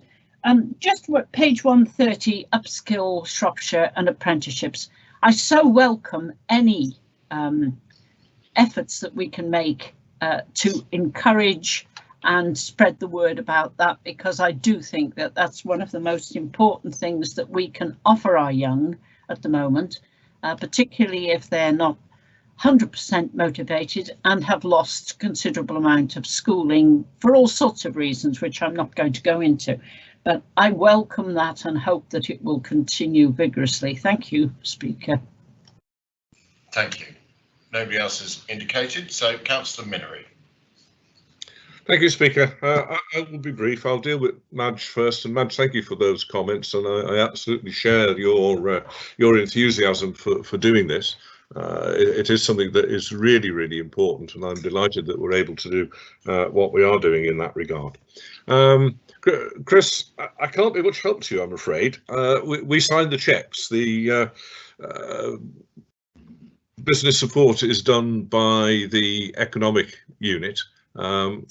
I do know that they have developed a matrix. I do know that expressions of interest have already been asked for, and things are in the pipeline. But as I say, my role and our role is just to sign off the cheque rather than devise the scheme. So I will make some inquiries for you, and we will publish where we're at as soon as we can. Thank you.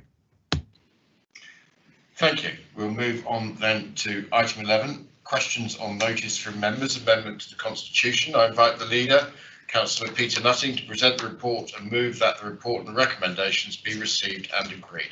Councillor Nutting. Thank you, Speaker. This is just a tidied up exercise, I believe, and it formalised what has largely been happening in practice and set some ground rules. When items are considered or discussed by council, anybody can comment or ask questions during the meetings. This is really just about the formal questions that we certainly have at Cabinet and Council. And my concern is that because they need a formal response, they take a lot of officer time gathering information and putting things together. So I want to reassure members of the public that actually members still have lots of access to information. They've only got to ring up officers and they will get a response. They've only got to talk to portfolio holders and generally get a response. But at Cabinet and Council mainly, and perhaps in scrutiny, this is at the beginning of the meetings. We're restricting, I would like to restrict the amount of time placed for member questions to half an hour. And we're saying ideally that would probably involve no more than 6 questions, and no member should have more than 2 questions at any one session, so that the time and the opportunity is spread amongst all members. I think it's pretty straightforward. I think that's largely what's been happening. And of course, at all meetings, the chairman will have some discretion over the matter, but this is just to set some ground rules. So I think this is pretty straightforward. So I would like to move as printed on page 133. And just for the avoidance of doubt, what the Constitution would end up saying is a period up to 30 minutes shall be set aside at each meeting when normally up to 6 questions will be heard. If notice is received of more than 6 questions for the same meeting, priority will be given to questions in accordance with the order in which they are received. At any one meeting, no member may submit more than 2 questions. So that's what we're actually you're being asked to decide on. Thank you, Mr. Speaker. Thank you. That is seconded by. Yep. Thank you, Mr. Speaker. Steve Shelmley, Deputy Leader. Happy to second this, and I reserve my right. Very good. I've had 3 indications so far. First of all, Councillor Ruth Howland. Thank you, Speaker. I'm really disappointed to see this proposed change to the Constitution. It seems to me to be a means of preventing councillors from effectively representing their local communities, and I question why this is even being considered and proposed for a council that on the one hand proclaims to act within values of openness and transparency, and I don't think this proposal fits with that at all. And I do really feel very strongly that this is not democracy in action, and for that reason I will not be supporting this amendment to the Constitution. Thank you. Councillor Andy Boddington. Thank you, Speaker. I was surprised at Peter's, Councillor Nutting's comment that you can just ring up officers as a member of the public. All you get is a call centre, a long wait, and then 10 days for a response, which doesn't necessarily answer the question, because it's not interactive. However, I think we're going about this the wrong way. There are more questions from the public. We should welcome that. We should celebrate it. There are more questions from councillors. We should welcome that and we should celebrate it. But we need to control time. I'm not against that. And we should have a written questions and written answers procedure so that some questions can be, just like Parliament, written questions, written answer, and some will be oral questions. We need to consider this in more detail. I would urge the council not to agree to this today, but to come back to it in the new year when we've considered it more fully. Thank you. Councillor Roger Evans. Thank you, Mr. Speaker. I'm also against this, and I would have thought this would be something that should be taken to the Political Structures Monitoring Group to start with, to see a discussion amongst the group leaders, to see a way forward, rather than using a bulldozer and bringing it straight to council. I'm disappointed that it has come straight to council. Must assume, and I think it's correct, there is an effort to actually close down. There is must assume it's an effort to close down this part of the agenda. Stop questions being asked. Stop supplementary questions being asked. The public are already been refused access to questions for today's meeting, I understand, and some I expect will get written answers. I would hope that that will be circulated to all members. However, for members, this is another nail in democracy. It is stopping members from asking questions and ensuring concerns that they have received, concerns that they have, being heard and logged, with the answers also being circulated to everyone. Each member, any member can ring up and ask a question. Due to pressures, there may be delays in getting the answer. We've all had difficulties, I think, in having to ring up several times, many times, to get an answer to it. But if that answer could be shared amongst all members, it may actually prevent the workload on councillors, reduce the workload on councillors. So I would hope that I would ask the leader to actually withdraw this and take it to the political structures. Let's take it there and see what we can do to take it forward. Constitution is looked at and served by every councillor. Every councillor should be able to ask questions when they need to, when are wanted. If there is any problem, come back to the group leaders and we'll see where we can take it. To use this bulldozer is not something that we should be doing. Thank you, Mr. Speaker. Thank you. Councillor Tony Parsons. Thank you, Mr. Speaker. Yeah, I agree with the previous two speakers. For backbench members like ourselves, you know, this is one of the ways that we can get answers from at full council to some of the issues that may be troubling us. And I heard Peter say that obviously we can use the officers to get quite a lot of the information that we may need. And while that's true, sometimes we do need to have the view of the administration as to why certain things are happening and certain things are not happening. Just as a point of information, on page 135, just 2 pages along from this, there's a question from Councillor David Vasmer. Would you regard that as one question or 5 questions?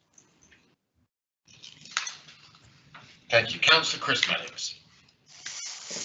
Thank you, Speaker. Like previous speakers, I too cannot support this proposed change. It's interesting that the leader suggests that this is an administrative nicety to sort of tidy up the custom and practice to date. It's also interesting that it's the executive that is proposing this change, and not a body like the political structures or anyone else for that matter. Accountability is an important part of our role as councillors, and that doesn't matter whether you're part of the ruling group or an opposition member. It's the job of all backbenchers to hold the executive to account, and to put this kind of a restriction in place, I think works completely against that.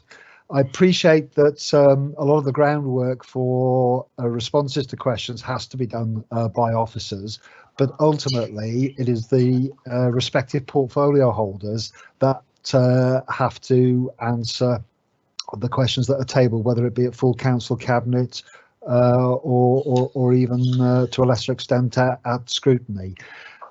Obviously, with the challenges that we've had in recent months, appreciate the pressures on everyone. But going forward, I don't think this is a sensible move. And what it looks like to the outside world is an overmighty executive trampling the rights of ordinary members, backbench members of council. And I hope council will reject this. Thank you, Speaker. Thank you. Councillor Alan Mosley and then Councillor Julian Dean. Councillor Mosley. Yeah, I just want to support those that have spoken against this move. I know it's the number of questions has been there's been a proliferation in recent times. I suspect that might solve itself after May 2020 in the elections. But I don't think it's right for us at this late stage in the current council to change the constitution in such a meaningful way. It is an important change when we're going to have a new council in a few months' time. So I think it should be withdrawn from this discussion and left to the new council to decide whether it wishes to move forward in this direction. Councillor Julian Dean. Thank you, Speaker. I just think that we need to think through the implications of if this went through. So it would be quite possible, for example, to ask questions hugely in advance. There is no, although we have a deadline for questions, we don't, I think, have an opening date for questions. So once this is passed, we could see members, let's just imagine, of the majority party sticking in a whole load of questions for the next few council meetings and nobody else will get any. I think it's a really dangerous amendment, and I support Councillor Boddington's proposal that this needs to go to a body for proper consideration and not to be voted on. It should really be withdrawn, but I ask people to vote against it. Thank you. Right. Councillors Roger Evans and Andy Boddington have requested a recorded vote. In effect, because we're not going to use the electronic one again today, unless I can be absolutely categorically assured that it's not going to be an issue. All of the votes are, in effect, going to be recorded. So I am therefore going to go back now to Councillor Steve Charmley, who reserved his right as seconder. Councillor Charmley. Thank you, Mr. Speaker. I'll try and be brief. The proposal of this is to tidy up how we work as a council and to streamline what has become a long-winded member question session, which one question seems to be becoming 6 questions for one person. 30 minutes is adequate time to make your point and interrogate portfolio holders as needed. The trying to suppress democracy, it isn't what this is about. At the recent cabinet meeting on local plan, there were 46 questions, including supplementaries, which is democracy in action. This is about streamlining it and giving it a deadline of 30 minutes. If people want to revisit this, I'm sure the new administration, when it comes in May, will be more than happy to look at it again. Thank you, Mr. Speaker. Okay, Councillor Nutting, you have the right to reply. Thank you, Speaker. I think I need to emphasise at the beginning, this is about member questions, not members from public questions. I think the best comment actually came from Andy Boddington. This idea that we have a procedure for written questions and written responses that don't necessarily have to go through the council meeting, but get reported to everybody in a different manner. And I think there is some possibility of doing that. Chris Mellings also talked about holding the executive to account. That's exactly why we have 5 scrutiny panels on this council. There are lots of opportunities for people to hold the executive to account. We're not in any way restrictive of that. Many councils don't have those sort of committees in place. They have one committee that is just about call-in procedures. We're a very open council in the way we deal with the scrutiny of the executive, so I don't actually think that that holds water. I do partly agree with Alan Mosley. I think some of this problem will be resolved after the election, but there's been so much abuse of member questions, I believe, in the last few months. I do believe we need some ground rules, and it's right to say, to ask the question, is the question from David Vasmer, one question or 5, because what I've been finding at certainly at Cabinet more than Council, I get half a dozen in questions, but because they're broken down into several parts, there's probably 20 or 30 questions there, and it's taking up a lot of member officer time, and it's taken up a lot of time of the meetings when we should be actually making decisions and discussing things that the public expect us to do.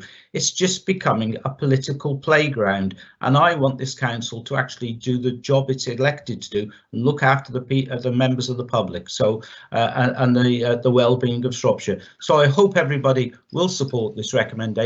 Let's see how it works, and if we need to review it in 12 months' time, we can do. But I think it is essential that it goes through at the moment, because I do believe the present scheme is abused at times. Thank you, Speaker. Thank you very much. We will now move to the vote.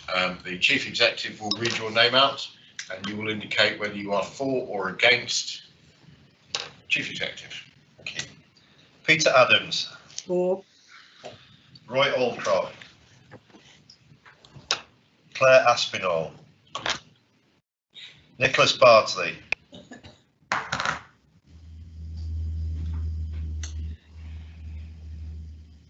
Joyce Barrow. Thomas Biggins. 4. Edward Bird. 4. Andy Boddington. Against. Gwen Burgess. 4. Willem Butler. 4. Karen Calder. Against. Dean Carroll. 4. Lee Chapman. 4. Steve Charnley. 4. Ted Clark. Against. Gerald Dakin. Sorry, Gerald Dakin. 4. Thank you. Steve Davenport. 4. Julian Dean. Against. Pauline D. Against. David Evans.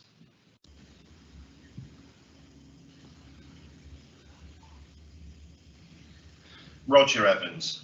Against. Hannah Fraser. Against. Jack Green. Kate Halliday. Against. Simon Harris. 4. Anne Hartley. 4. Nick Hignett. 4. Ruth Horton. Against. Richard Huffer. Against. Tracy Huffer. Against. Roger Hughes. 4. Vince Hunt. 4. Ewan Jones. Against. Mark Jones. 4. Simon Jones. 4. Heather Kidd. Against. Christian Lee. 4. Matt Lee.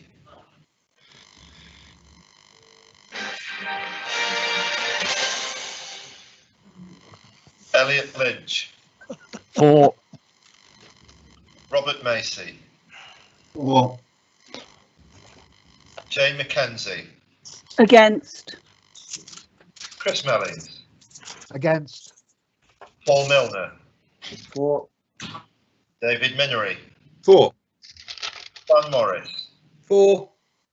Pam Mosley. Against. Alan Mosley. Against. Cecilia Motley. 4.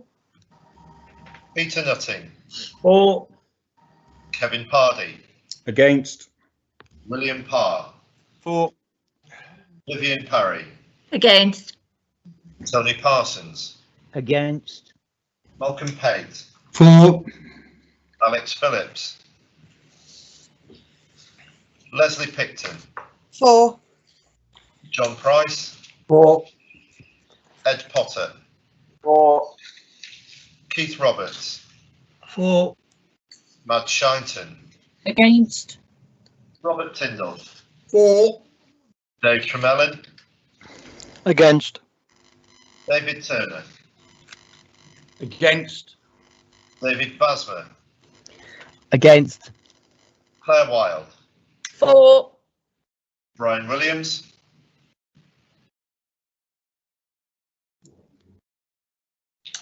Les Winwood.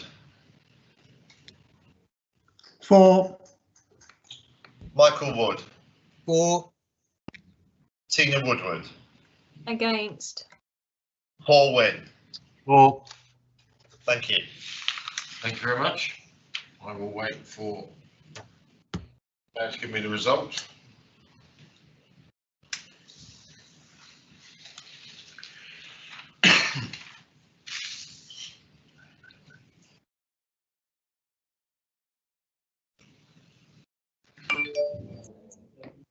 Members, remember to mute, please. There is some background noise going on for 2 or 3 sources. Thank you. Mr. Speaker, there were 37 votes for, 25 against. So the motion is carried. Thank you. You've heard that's been carried. Thank you. Right, it is, believe it or not, exactly 12 o'clock. So we have done 2 hours. We will now take a 10-minute break so that people can do what they need to do. We will reconvene at 12:10 sharp. Thank you, councillors.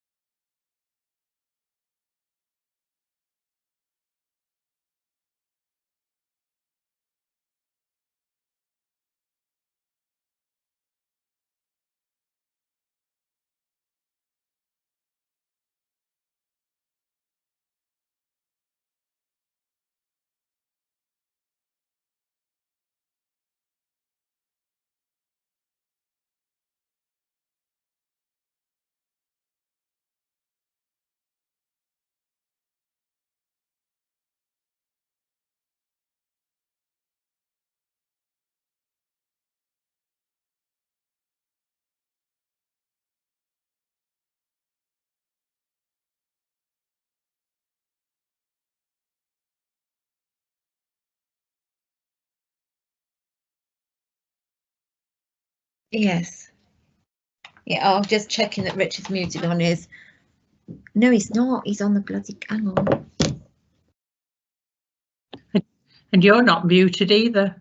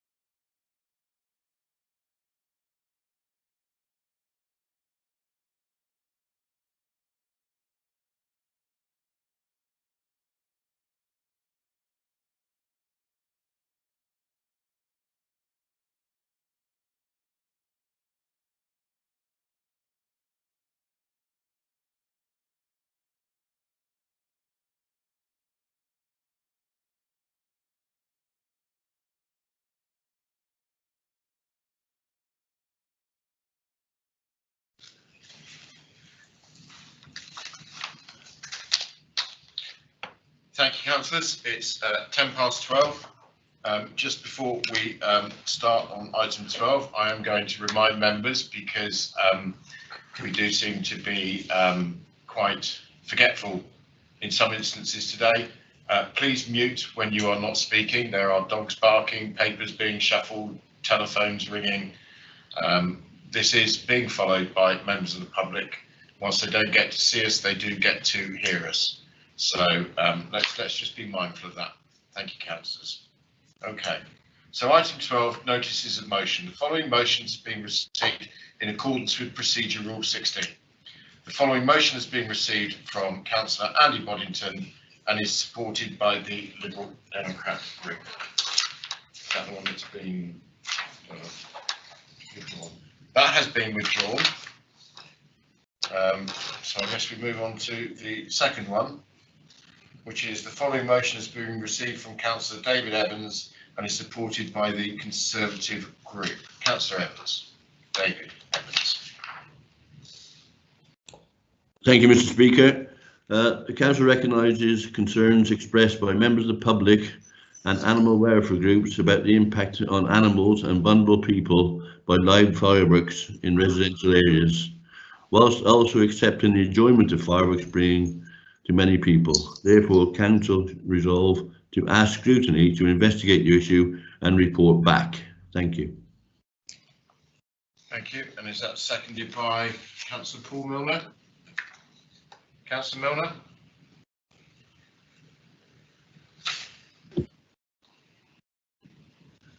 Okay, is there somebody else willing to second? Chair, Councillor Joyce Barrow, I'm happy to second. Thank you, Councillor Barrow. Are you reserving your right? Yes, I am. Okay, thank you. I've had an indication from Councillor Tom Biggins to speak on this motion. Councillor Biggins. Thank you, Mr. Speaker. I voted last year for Chris Mellings' excellent motion on this very subject, and I entirely agree this year with this motion brought by David Evans. Scrutiny will give sufficient time for this important issue to be properly looked at, and I hope that some recommendations with real teeth will come out of the scrutiny process. I'd just like to briefly make 4 observations. Firstly, problems with loud fireworks and distress to animals is not just confined to urban residential areas, but also edge of town and rural settings as well. Following on from this, I hope we can broaden out the definition of animals to include horses and farm livestock, as well as domestic animals. And I remember the tragic incident of a horse that lost its life earlier this year. I'd also, thirdly, very much hope that we can look at a maximum noise level for fireworks, including those that are used at public displays. Some of these fireworks are unnecessarily and alarmingly loud. Often towards the climax of the event, they boom louder and louder and louder and crescendo with maximum noise. They would frankly put an artillery battery to shame, and that is what really scares animals. And finally, to conclude, Mr. Speaker, the 4th point, let's just remember that it's not just bonfire night, but also other times of the year as well, and it seems to be increasingly a problem on New Year's Eve. Thank you, Mr. Speaker. Thank you very much. I've got a couple of indications so far. Councillor Evans, David Evans, would you mind muting yourself, please? Councillor Kevin Pardy. Thank you, Chair. I'm taking what I'm about to say from what I was going to say in the motion that's been withdrawn by Councillor Tremellan. I have a question really to begin with, is what action has been taken since Councillor Mellings' motion was approved last year? But I'll go on to the text that I'd written for Councillor Tremellan's motion.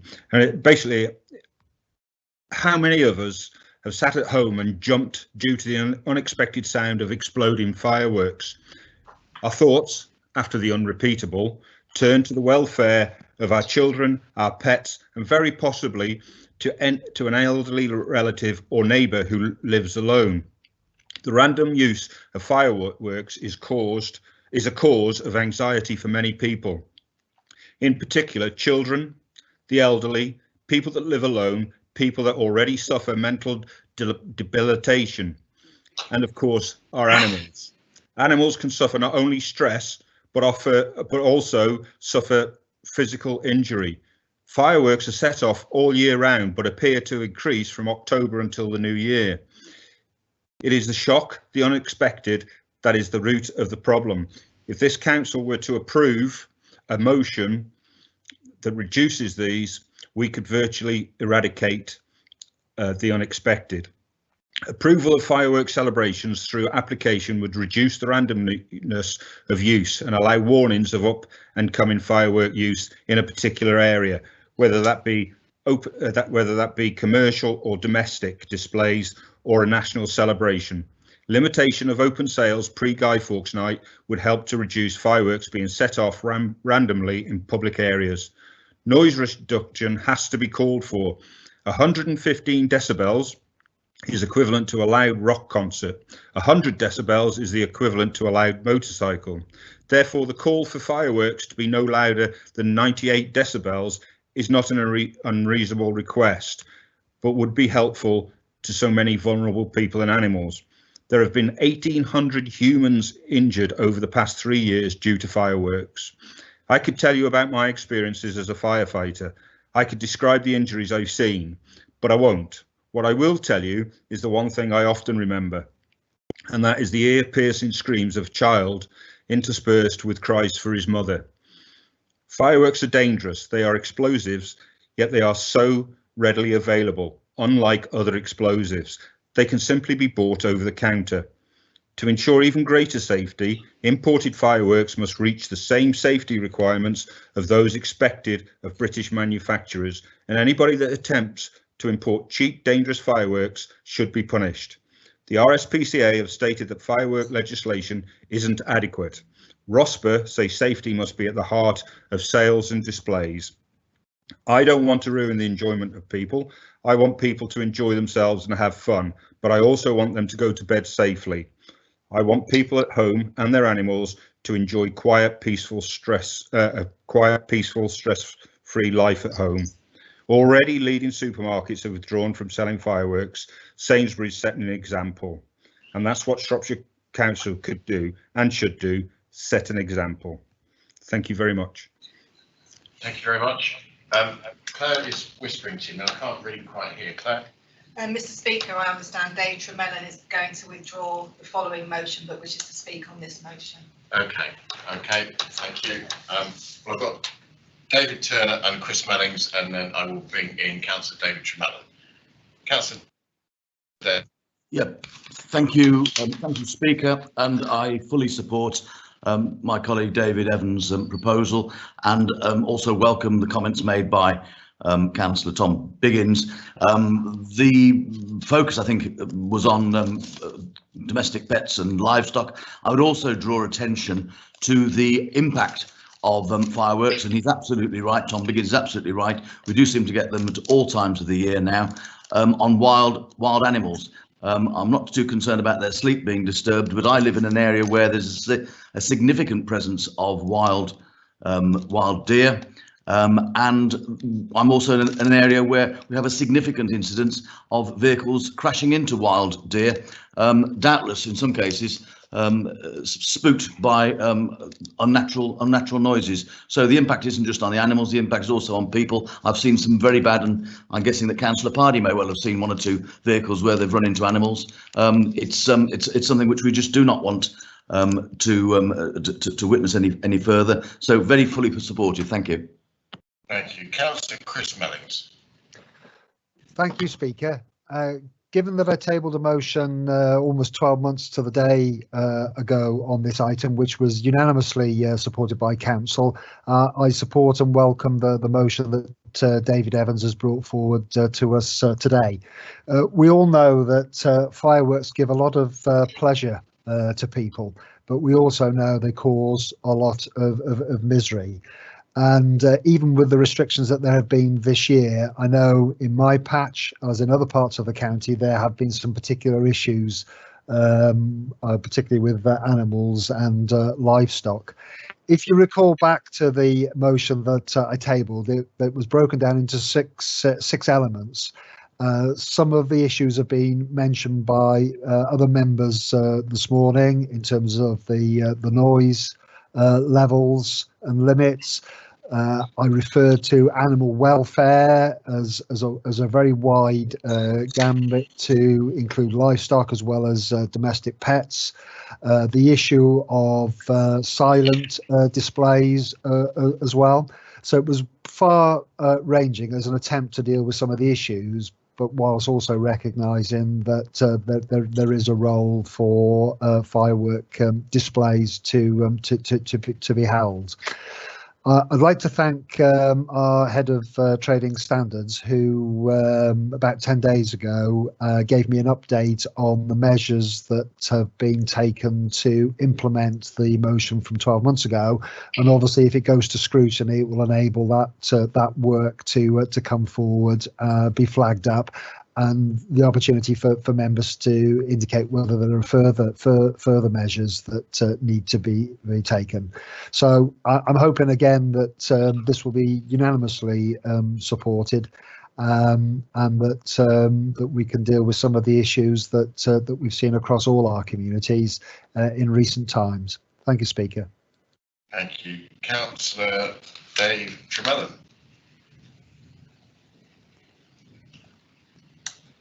Councillor Tremellen, are you on mute? Yes, frantically trying to unmute with the wrong mouse, unfortunately. Yes, if I can actually commend Councillor Evans for his motion. And I'd like to sort of make it clear to everybody who's listening to this debate that Councillor David Evans is a farmer, so he knows what he's talking about. And the other reference I'd like to make is to what Councillor Mellings has referred to, if I can get the right mouse going, which is the email he received from the Chief Executive, which I think, Chris, it actually came from Trading Standards. Yeah. Could you forward that to all other members so that they're aware of what the council has done? Because in fact, I was quite surprised at just how much work the council has undertaken since Chris put his motion to council 12 months ago.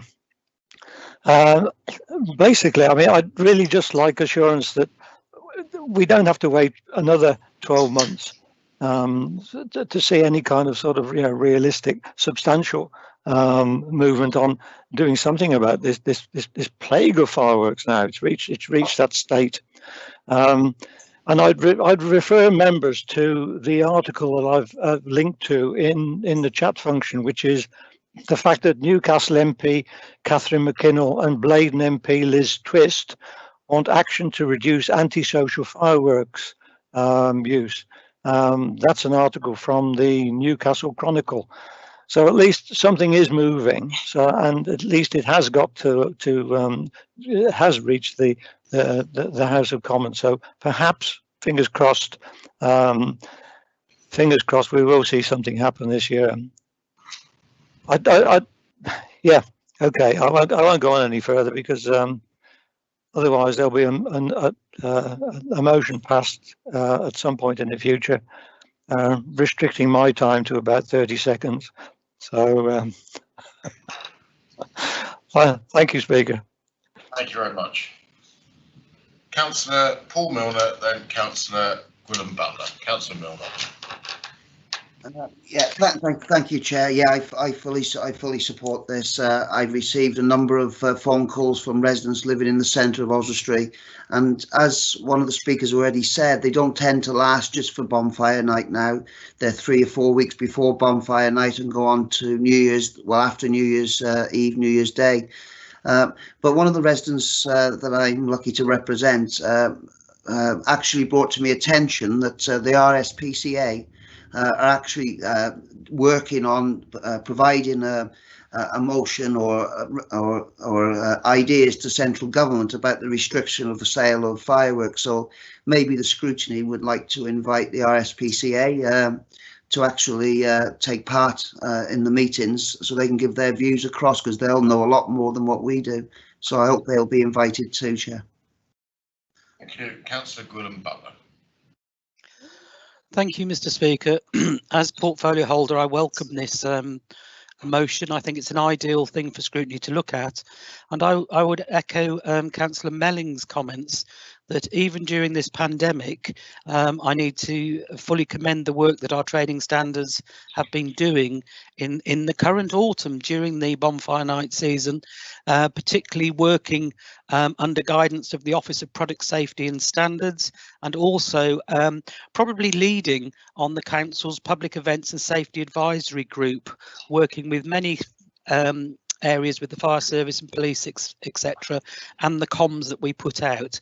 It's going to be an ideal piece for scrutiny to actually understand what we have done, and I welcome working with you and see if there's any changes we need to make moving forward. Well done. Thank you. Now, Councillor Barrow, you reserved your right, but it was not expected one thrust upon you. Thank you. Thank you. I think there has been some excellent debate raising the many issues created by fireworks, and I'd be happy for this to come to scrutiny. I'm not sure if it would be my scrutiny or Cecilia Motley's. I'd hope that everyone who has spoken on this today will have input into that scrutiny process, and I'd be happy to involve the RSPCA, police and the fire service. Thank you, Mr. Speaker. Thank you. Councillor David Evans, you proposed it. You have the right of reply. Councillor Evans. Thank you. I'd just like to thank all the councillors for their comments. I think it is something worthwhile to take to scrutiny. I'd like to thank Chris Mellins and what he's done in the past on this. But I do think this is a passion to all people and the RSPCA that we need to take this forward. So therefore, I would recommend scrutiny, investigate the issue and report back to the full council. Thank you. Okay, good. Well, that's been very well kicked around. I'm going to ask councillors now if they would like me to accept the recommendation on behalf of the council rather than go through a long and protracted vote. I didn't really hear anything negative about it. If anybody doesn't agree with that, please let me know now. Okay, we will say that that motion has been unanimously supported. Thank you. Thank you, councillors. Okay, I understand that number three has been withdrawn. Is that correct? That's correct. So we will move on to motion 4, which has been received from Councillor Andy Boddington, is supported by Councillors Ruth Houghton, Chris Mellings, Roger Hughes and David Vasmer. Thank you, Speaker. This motion, we've proposed an alteration that when we submitted it, we were not allowed to reveal that Eric Smith on BBC Radio Shropshire was retiring after 17 years as breakfast host, and I think about 30 years on the station.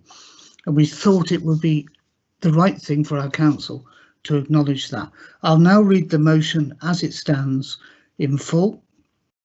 This has been the toughest of years for our county, our country and much of the world.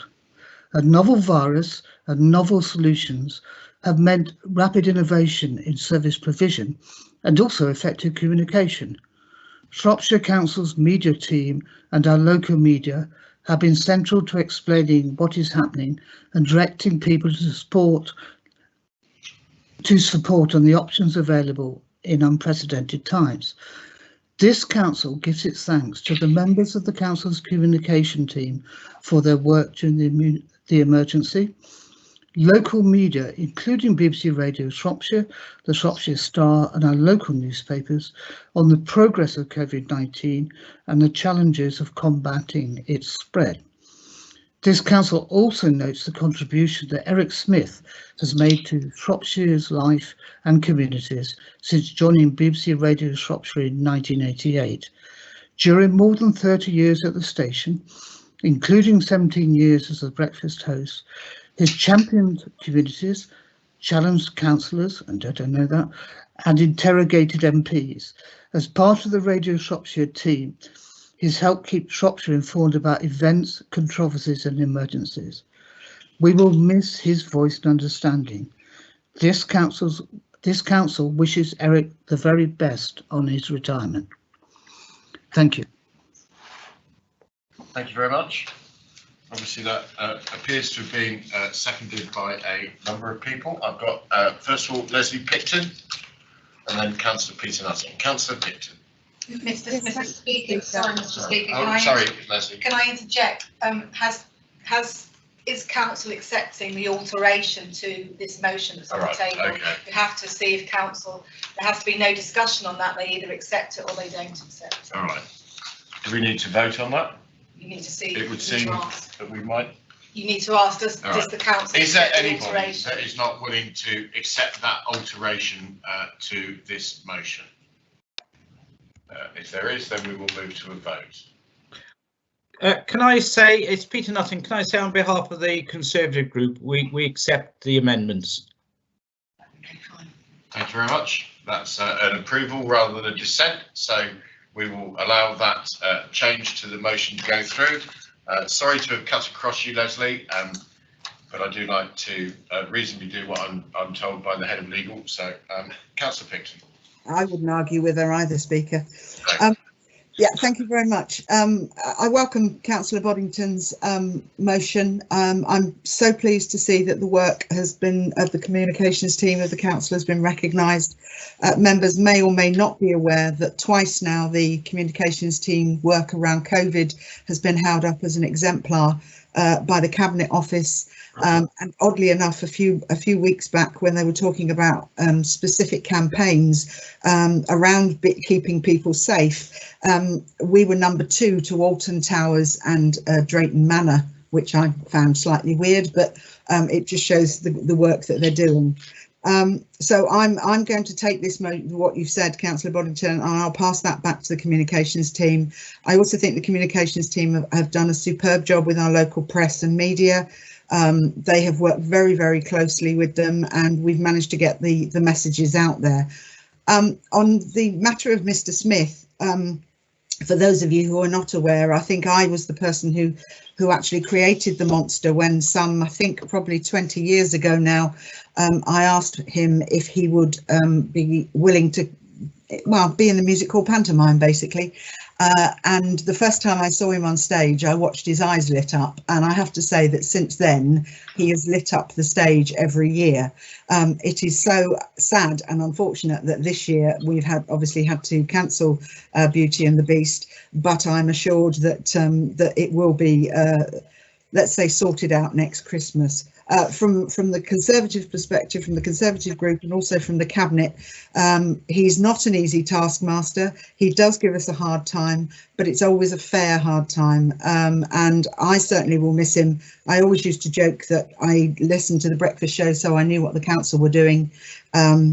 Perhaps I still do, but I will certainly miss him in the morning, not just for his the way he gives out information, but also for the laughs. And on behalf of the Conservative group, and I'm sure everybody's sitting around their screens today, I wish him a long, happy and healthy retirement. Thank you, Speaker. Thank you. Councillor Peter Nutting. Thank you. I'd like to echo some of Leslie's comments, certainly about Eric Smith. He has been difficult at times, but he's done an excellent job for the people of Shropshire. And what I want to know is, if he's in next year's pantomime, is he going to be the Beauty or the Beast? You know, because that would be interesting. But seriously, I do think sometimes we take the role of the comms team for granted at Shropshire Council. And I know that Leslie in particular has done a lot of work with them over the last few months.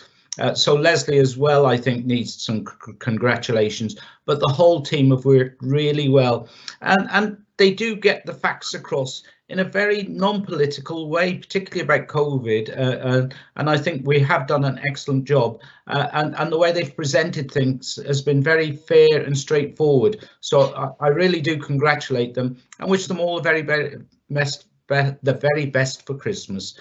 Thank you, Speaker. Thank you. Councillor Vin Parry. Councillor Parry. Yes, I just wanted to say all the best to Eric Smith. Myself and my ex-husband, we've lived here 45 years in Shropshire, and when we met Eric Smith a long time ago, my ex used to be on his programme quite often as the town crier of Ludlow.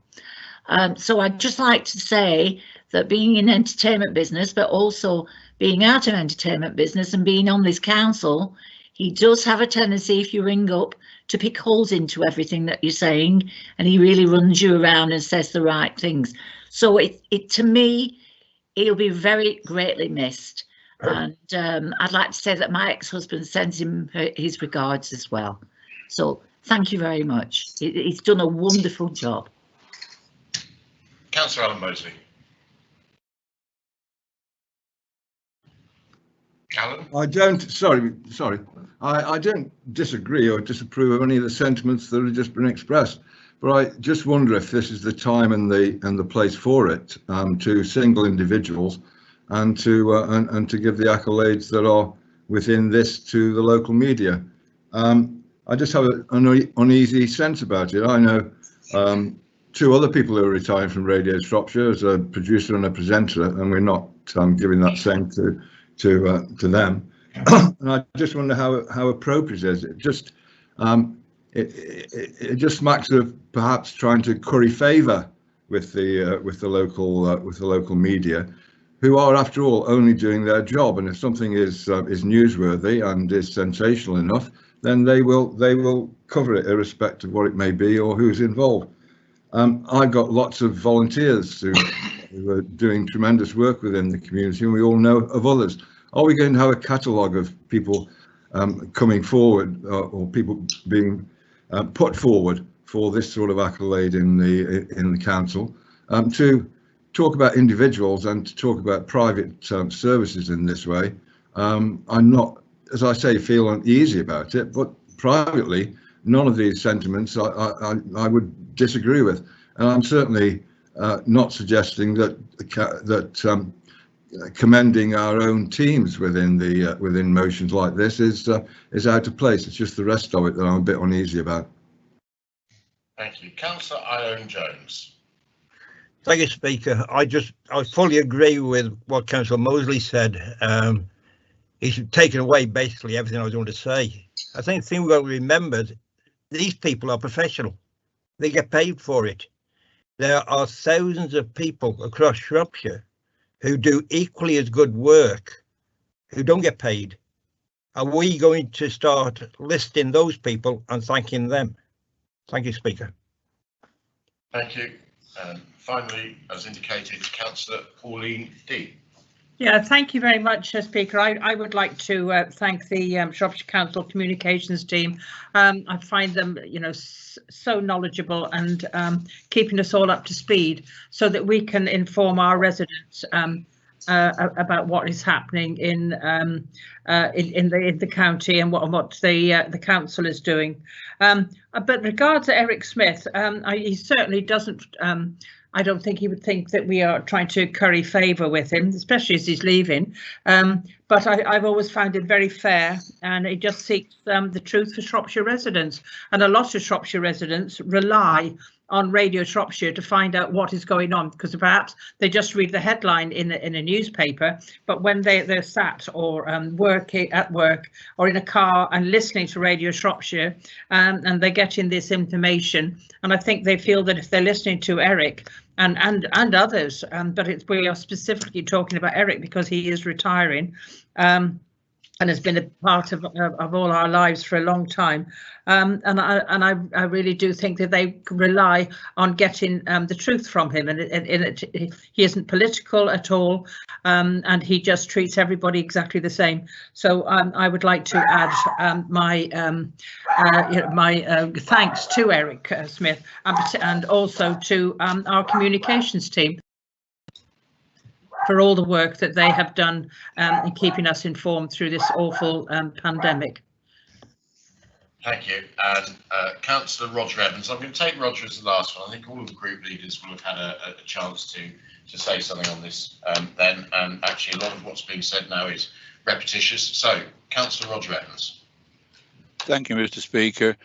Hope I'm not repeating everything anybody said, but I think every councillor owes a debt of gratitude to Eric and the BBC for the way they've reported things over this coronavirus pandemic, and also for all the years that he's been there, holding whoever it is he's talking to account, asking those awkward questions that many people in Shropshire want asked. So I think it is worthy of making a note that this council does recognise his valuable public service that he has done during the whole of that time, not just during the pandemic, but for the whole. And maybe sometime in the future, this council can recognise formally others who have assisted their own communities during this pandemic, and we can do something when it is all finished to recognise that then. But now, let's recognise the contribution that's been made here. Thank you. Thank you very much. All right, one more. Councillor Malcolm Pate, and then I'm drawing a line under the discussion on this. Councillor Thank you, Mr. Speaker. I don't think when people are talking about purely his job at the BBC is correct, because he on many occasions has hosted question times, forums and that kind of thing on behalf of Shropshire Council, and done a very good job of it. So he's done a lot more than just being the BBC Shropshire's reporter on this matter. He's done a lot for the county council and the new council over the years as part of that organisation. Thank you. Thank you. Okay, now there were a number of people who supported this, but would the Liberal Democrat group like to indicate who's actually seconding this out of that list of people that I read out? Thank you, Mr. Speaker. Councillor Hannah Fraser, I'm seconding the motion. All right, thank you. Okay, Councillor Hannah Fraser, you didn't speak, so you have the right to speak now. And I will move to Councillor Annie Boddington, who has the right to reply. Councillor Fraser. Thank you very much, Mr. Speaker. I think there's not an awful lot more to be said. We obviously reiterate our thanks to the local media, including BBC Radio Shropshire, Shropshire Star and the local newspapers, who have played such a pivotal role. And of course, the Council's communications team really have been an exemplar under the recent crisis. Just to add my thanks then to Eric Smith with what I think can be called Britain's best breakfast show. And he really has done an excellent job of holding all sorts of people, not just politicians, to account in the public interest. So I reiterate all the thanks that have been expressed so far. Thank you, Mr. Speaker. Thank you kindly. Right, as per how I've done things, I have had Councillor Mosley indicate that he would like to abstain, but an abstention is neither for nor against. So unless I hear otherwise from some of the councillors, I'm going to move that we accept this. Councillor Jones abstain. All right, that's 2 abstentions. And I'm not hearing anything else. So with those 2 abstentions, we will say that this has gone through unanimously. Thank you very much. Move on to item 5. I say item 5, motion 5 from Councillor Roger Evans, and is supported by the Liberal Democrat group.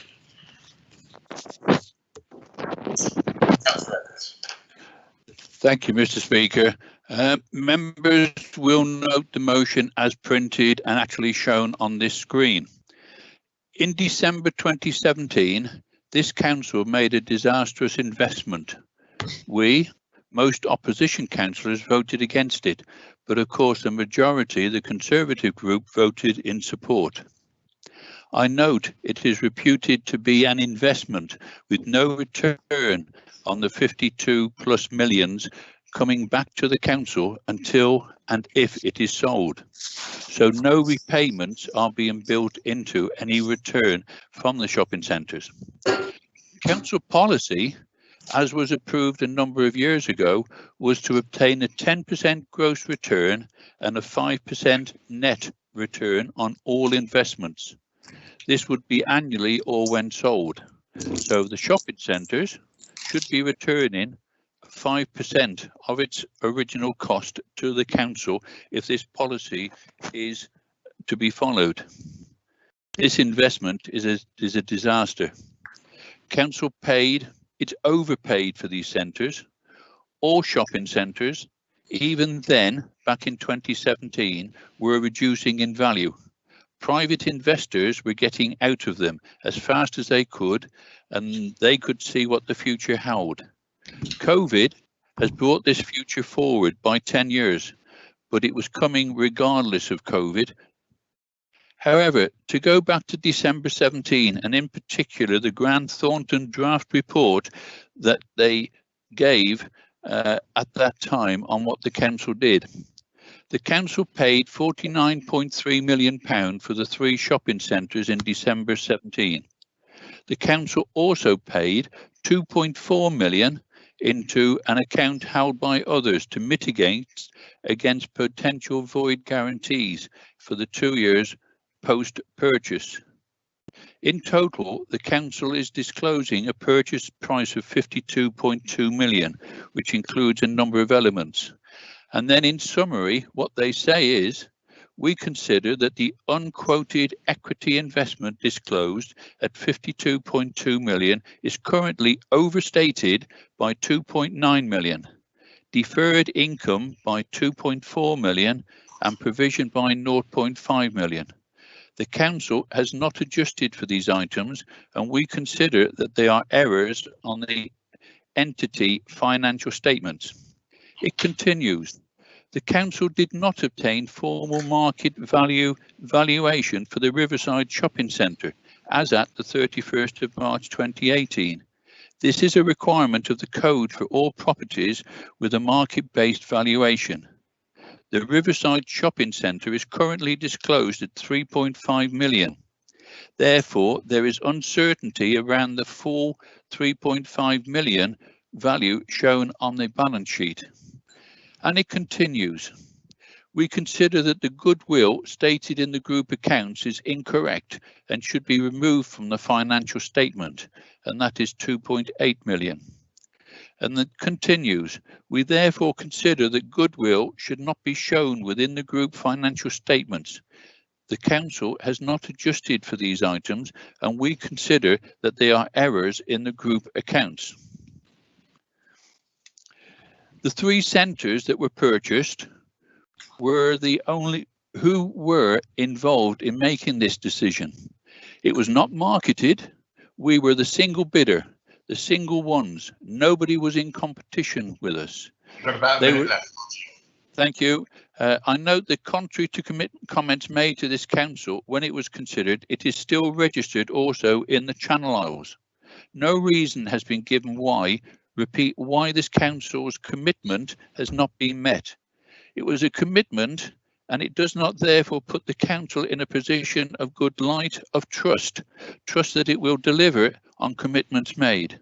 This motion asks for a report to be presented to the February meeting, when we will also be considering the financial strategy for future years. Thank you, Mr. Speaker. Thank you, Councillor Evans. Would you give me the name of the seconder, unless it be the whole group, because I wouldn't want the right reply from everybody. So one name would be good. David Vasmer, Mr. Speaker. Okay, thank you very much. Councillor Vasmer, you are officially now seconding. Do you wish to withhold your right to speak until later, or reserve it?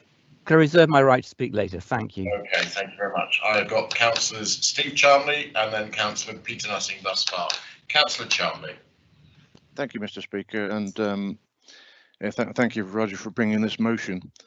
I don't agree with the context of it at all. I think you are mixing figures up to make a political point on it. However, as in the 2 points within your motion, this administration agreed to onshore the shopping centres as soon as it was prudent to do so, and this was undertaken in the January 2018 council meeting from memory, or thereabouts.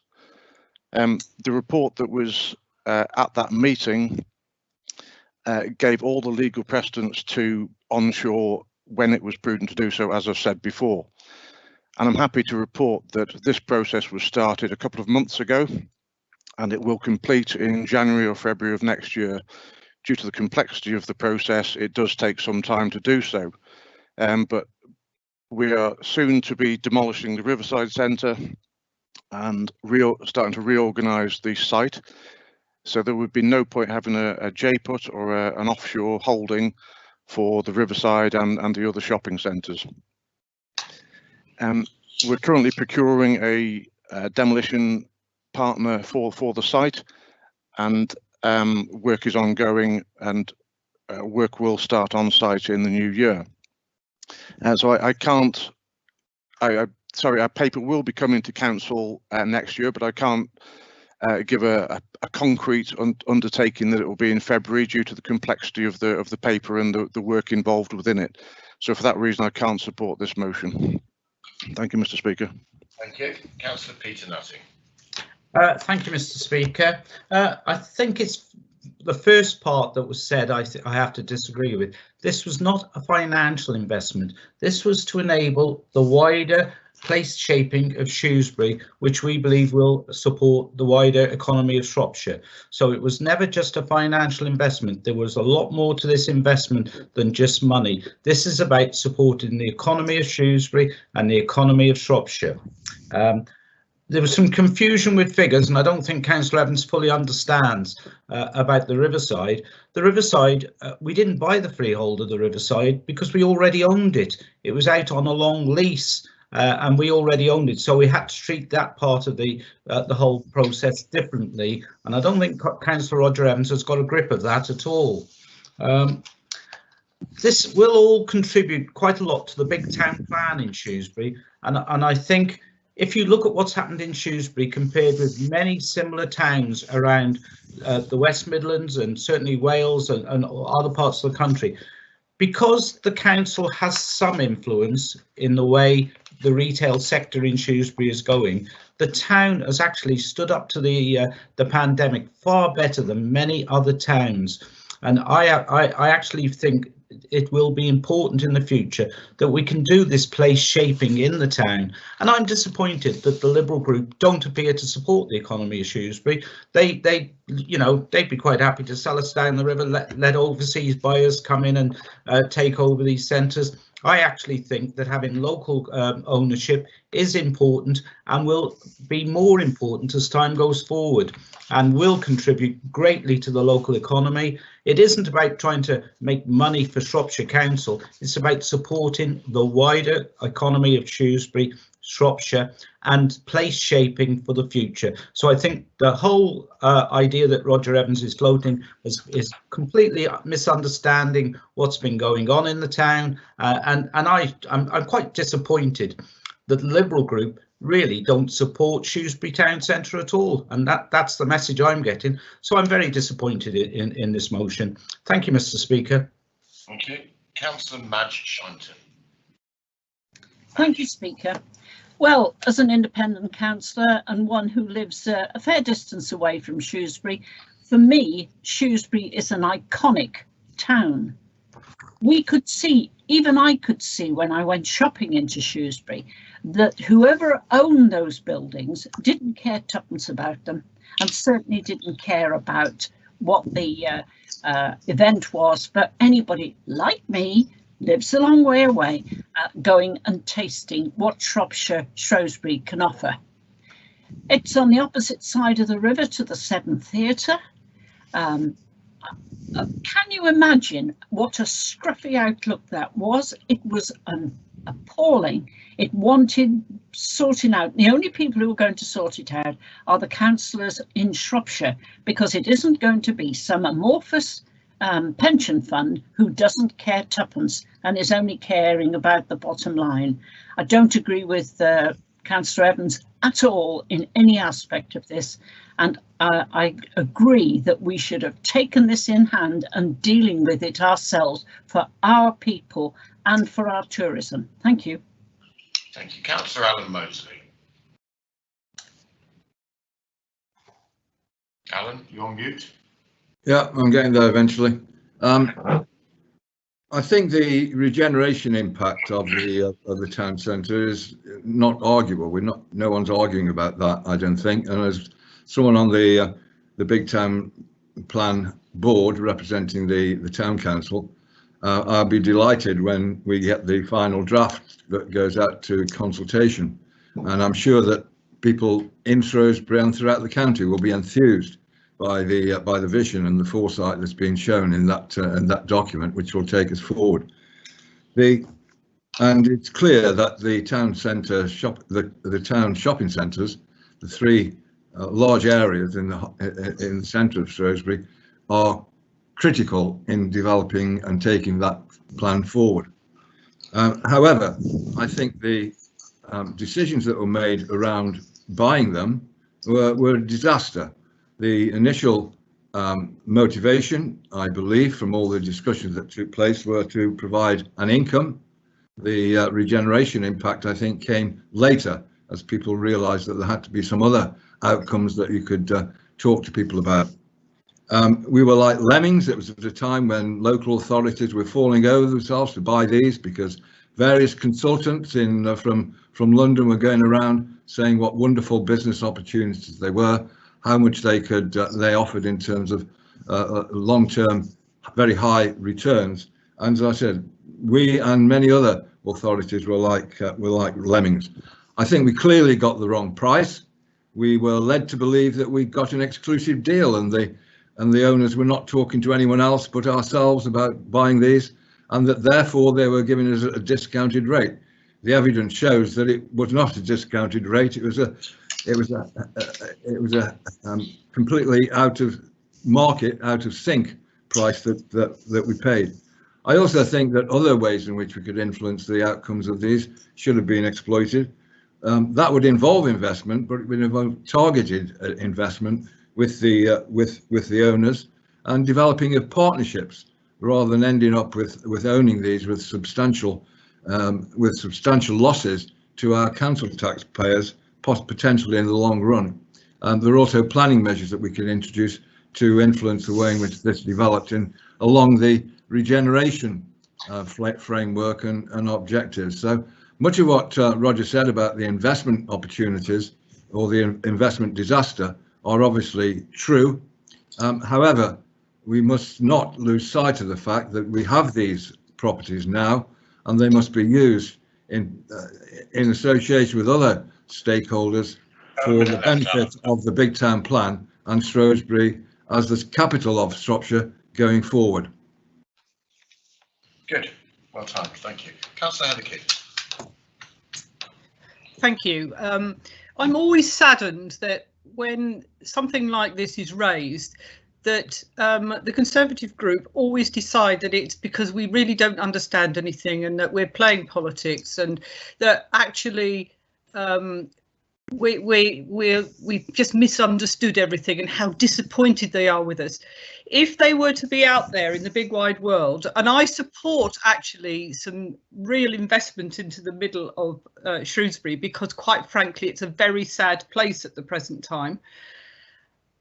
The people out here are really upset that actually so much money was spent on shopping centres when others were being sold at that time for £1, and that actually the return on that money, and it was meant to be an investment, and I do remember the policy which meant that we were meant to be getting 10% and 5% return, and I do remember the deal that meant we had 2 years of rent automatically coming in.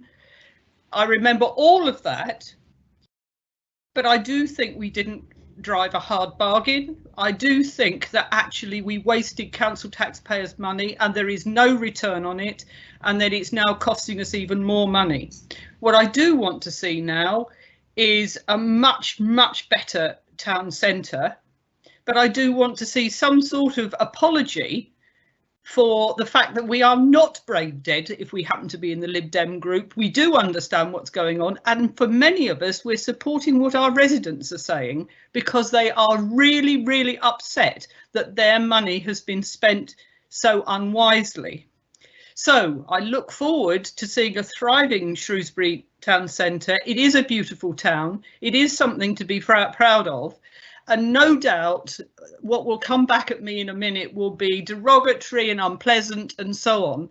I think actually we all need to be on the same side over this to reinvigorate the town centre. But actually, I do not know how you're going to make good the huge losses that we've made on that at a time when we need every penny, and there are many things that we could spend our money on across the county to make sure that everybody thrives, and not just one town centre project.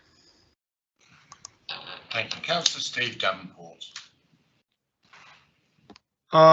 Yes, I felt I had to go in here. I've had meetings recently with various ministers over roads, and actually we are held, and Shrewsbury is held as one of the busiest, best towns in the country. We are an exemplar of many towns who actually who are taking a leaf out of our book. and we're doing more, but particularly the shopping centres. At the end of the day, it needed redeveloping. Somebody needed to do this, and actually, it's going to make it better. Nice housing over the river. It's a long-term investment, and it is absolutely going to pay dividends. And it's better in our hands, so we know what we're doing with it, and providing a better future, even more so than it is today. Thank you. Thank you. I've got Dan Morris, and then I'm going to move back to Councillor Vasma, who seconded but reserved his right. So, Councillor Morris. Thank you, Mr. Speaker. When I voted for the purchase of the shopping centres, I did so with an investment eye on it, but also as a place shaping eye. And Councillor Nutting makes a very, very good point. Who else was going to come in and develop and make this? This is, you know, it's Shrewsbury is our county town, and it needed that investment. And I couldn't see any offshore investors making their decision to come and invest in our town. And I just think that the Liberal Democrat group are trying to have their cake and eat it. They're bemoaning the fact that we made the courageous decision to buy it, but then they want to almost take the you know, almost sort of, you know, they're pleased that it's being developed. We clearly had to make this decision to get it done, and Councillor Davenport is absolutely right. It's a long-term investment. When the work is done, when the big town plan sees itself through in 10 years' time, I think the council should be judged on the value of the shopping centre in 10 years' time. It's a long-term investment. Thank you. Thank you. Councillor Vasma, you reserved your right. Thank you, Mr. Speaker. I'd just like to come back on a number of councillors about this. I mean, when you make a decision to buy a house, you usually have a survey done to make sure that the house is sound and that your investment is a good one. And the issue here is financial management, really, and I would say financial mismanagement in this case. The council, it appears to me, did not actually investigate properly the value of this centre. Quite clearly from the external auditor's report, that wasn't done, and this motion is about looking at that decision and learning the lessons of good financial management. Because really what we're discussing here, we're not discussing here about how important it is to revive Shrewsbury and to make it a good place, as it is, you know, the better place to shop. I don't think anybody's arguing about that. The question here is about the decision to buy the shopping centres. Was it a good financial decision? Could they have been bought for something cheaper, as Councillor Kidd mentioned? You know, other shopping centres were exchanged hands for £1. What sort of advice was given at the time? You know, we had advisors. I'd be interested to know more about the advice they gave to us. I have here a report which was presented, briefing report, which was presented to councillors in 2017, and that makes quite clear that we had advisors involved, and I'd like to know more about the advice they gave. It also says quite clearly that you know, shopping centres can create a healthy cash flow, which clearly this hasn't. You know, another way in which it's a disaster. I remember meetings when we discussed the shopping centres. It was made quite clear that this investment by the council would produce a return, a better return than we would get if we had the money in the bank, because the interest rates were so low. So what we're calling for here is an investigation into the decision to buy the shopping centres. You know, in the way that's the way in which that decision was made. That is the crucial question. It's a question, as I say, of financial mismanagement, in my view, that we paid so much money for 3 shopping centres, which then declined in value. Who else buys a property, you know, and loses its value so disastrously over a very short period of time? And that's what we've got to be, and we have to learn the lessons. We cannot throw around the council's money in this way. It's quite scandalous. Think of the money which could have been spent in other areas. Think what that could have borne, the millions which were wasted on the shopping centres. Think of what could have been done throughout the county and other parts of the county, not just in Shrewsbury. So that's why this motion is really important, and I hope that all members will look at it and think about it and vote for it. Okay, Councillor Roger Evans. Thank you, Mr. Speaker. To follow up on what Councillor Vasma said, some of the comments criticising, actually, I don't think have actually read the motion. Have they read the words in the motion? It's not about investment in Shrewsbury. Everybody wants to invest in Shrewsbury. Shrewsbury is the engine for Shropshire. There are other tenders, Ludlow, Whitchurch, Oswestry and all the others, but Shrewsbury, Shropshire, that's the engine to help draw people in, and then they can go out to the rest of the lovely rural county and actually discover what we all know here. But we need investment in it. Yes, I would completely agree. But look at the motion, read what it says. It says, did we pay the right price for it? This council needs to learn the lessons from this investment, from this, what the price was paid for the future, because we've got £150 million. The policy is to invest this in the future for new things to increase the revenue income for Shropshire Council, because that's what we need. It isn't capital, it's investment, invest to save, which this council, and I've been arguing for the last 10 years, should be investing to get this return. This was a disastrous investment, should never have been made at that sort of price. There are various rumours about how the price was arrived at. One that's most prevalent is that we just accepted the price that was offered. We didn't try and negotiate the price down or anything like this. It's the price that was paid. Was that the correct price for it? Auditors query the valuation on at least part of it because they say it was done via a desktop exercise. I don't know if it was or not, but if one looks at B, it asks that this council, who made the final decision, understands and can see what advice was actually offered. So please support the motion. Let's have a report and let's all learn for the future how we make investments to get the sort of return that we want. If we follow council policy, this 50 million should be returning £2.5 million in revenue per year. If one looks at the Q2 financial return, this year it's predicted it'll return just £44,000. Next year, £700,000. Is that good? No, it isn't. We need to invest on things that will generate prosperity, generate extra jobs, generate higher income jobs for all the residents of Shropshire. Invest in Shrewsbury, yes, and invest elsewhere so that we increase employment and increase the remuneration that many residents in Shropshire actually get. Please support this and let's learn our lessons. Thank you, Mr. Speaker. Thank you very much. I'm going to take a bit of a stab in the dark here and suggest that this one might need to be voted on. So I'm going to hand over to Andy Bedley.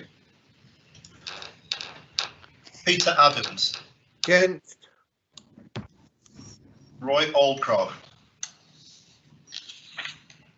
Claire Aspinall. Nicholas Bardsley. Against. Joyce Barrow.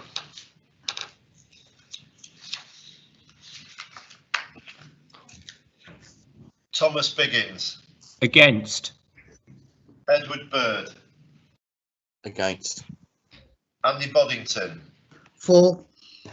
Gwen Burgess. Against. Gwilym Butler. Against.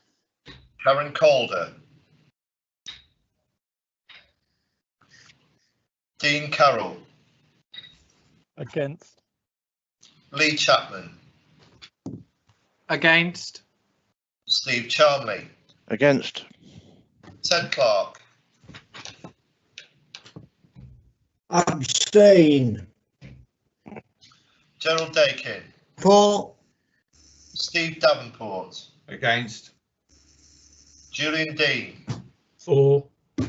Pauline D. Against. David Evans. Against. Roger Evans. For. Hannah Fraser. For. Nat Green. For. Kate Halliday. For. Simon Harris. Anne Hartley.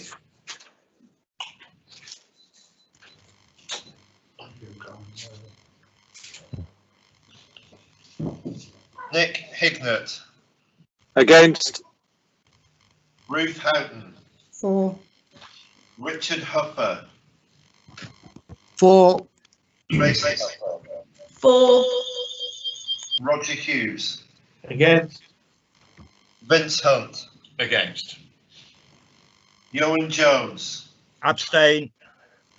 Mark Jones.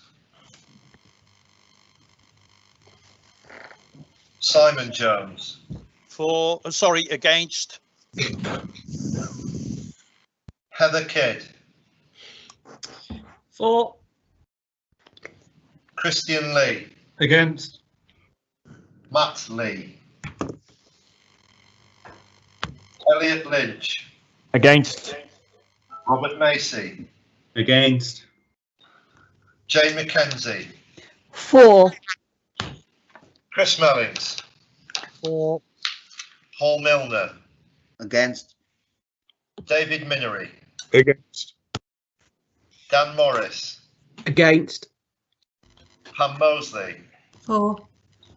Alan Mosley. For. Cecilia Motley. Against. Peter Nothing. Against. Kevin Pardy. For. William Parr. Against. Vivian Parry. For. Tony Parsons. For. Malcolm Pate.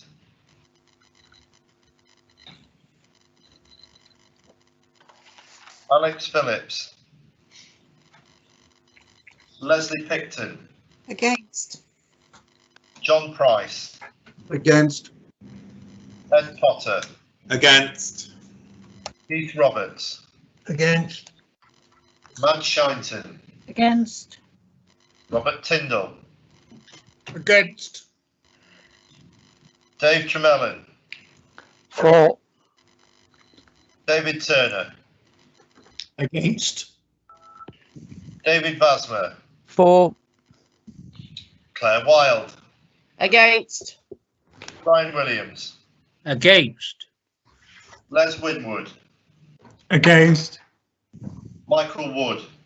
Against. Tina Woodward.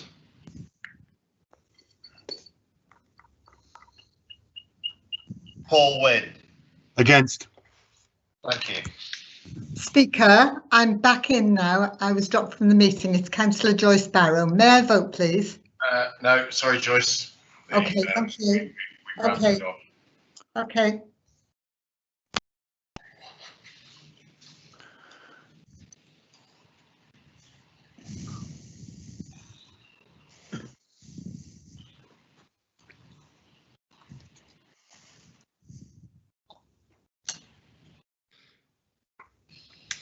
Mr. Speaker, there were 20 for the motion, 37 against and 2 abstentions. So the motion falls. Thank you very much. We'll move on to somebody's eating sweets. Could they turn their microphone off, please? Roger, is that you? No, Mr. Speaker, but I will turn my microphone off. Thank you. The following motion has been received from Councillor Dean Carroll, is supported by Councillors Rob Gittins, Leslie Picton, Steve Danforth and Paul Milner. Councillor Dean Carroll. Thank you very much, Speaker, and apologies, I spent the first half of the meeting calling you Chair instead of Speaker. That was all right, I thought I'd been promoted.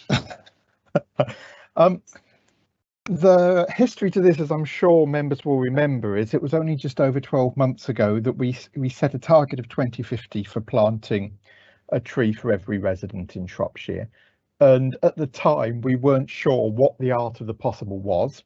And it followed pretty hot on the heels of us committing to reopening the community tree scheme for this year. So we weren't entirely sure at the time quite how ambitious we could be.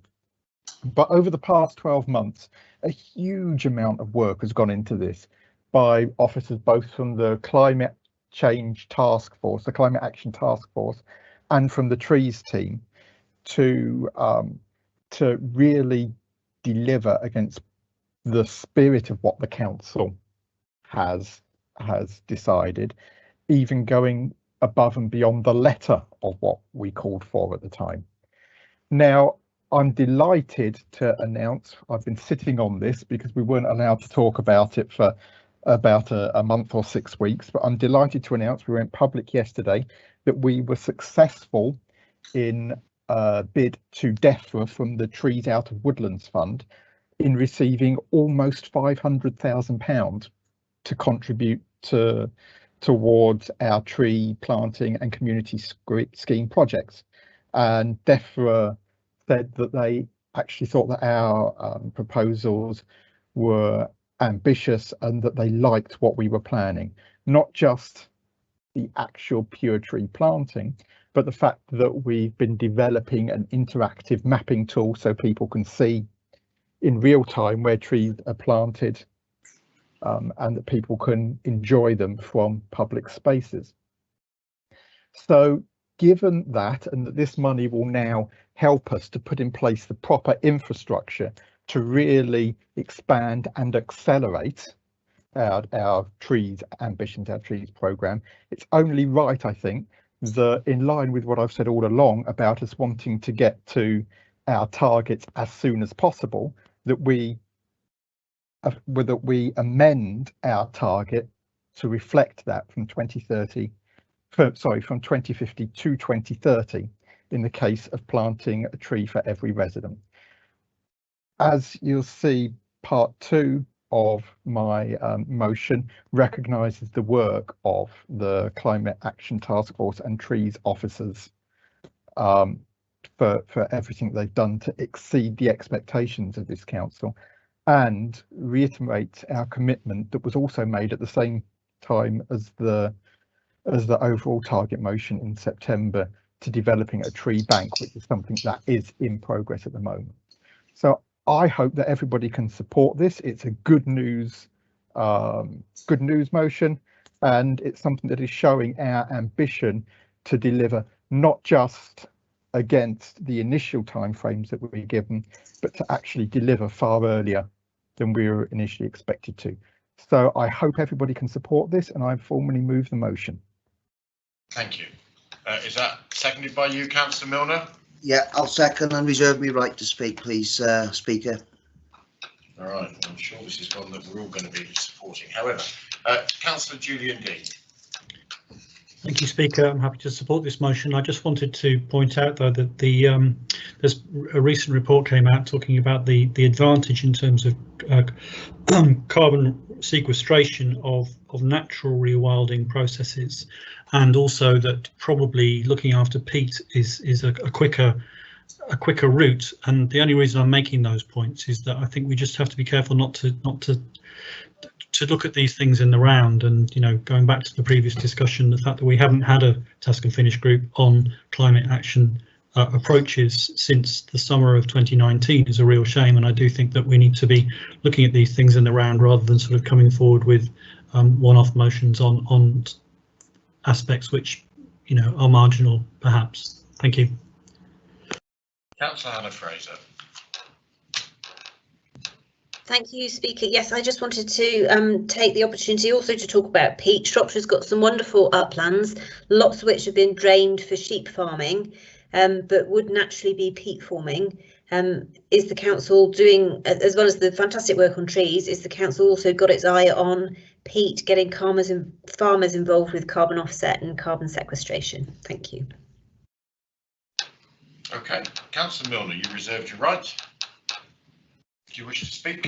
Yeah, thank you, Speaker. Yeah, this is really gives me great pleasure, and it's good news to support this motion, and it's good news for the residents of Shropshire.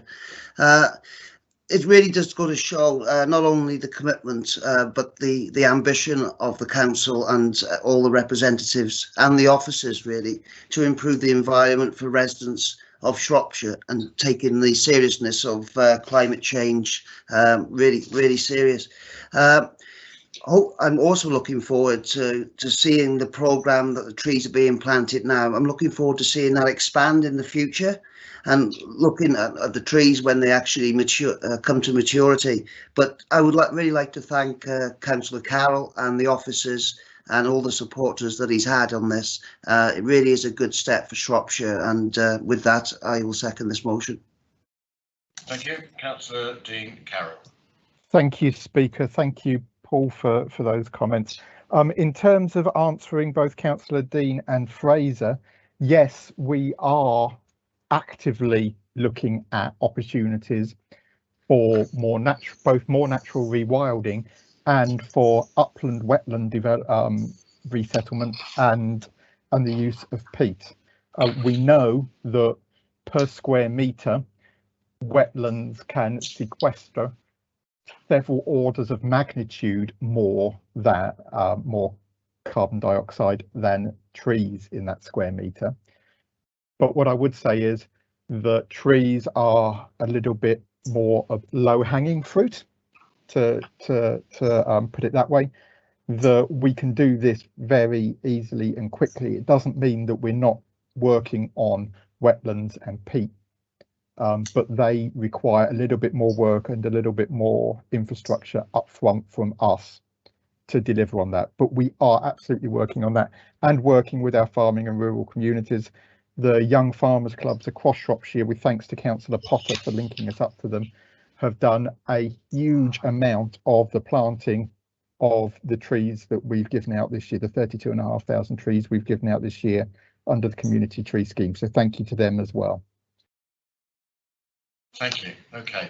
My sense on this is that this is one of the ones that I can accept the motion on behalf of the council, unless anybody tells me otherwise and feels that we should go to the vote. Could they please either indicate through chat or verbally now?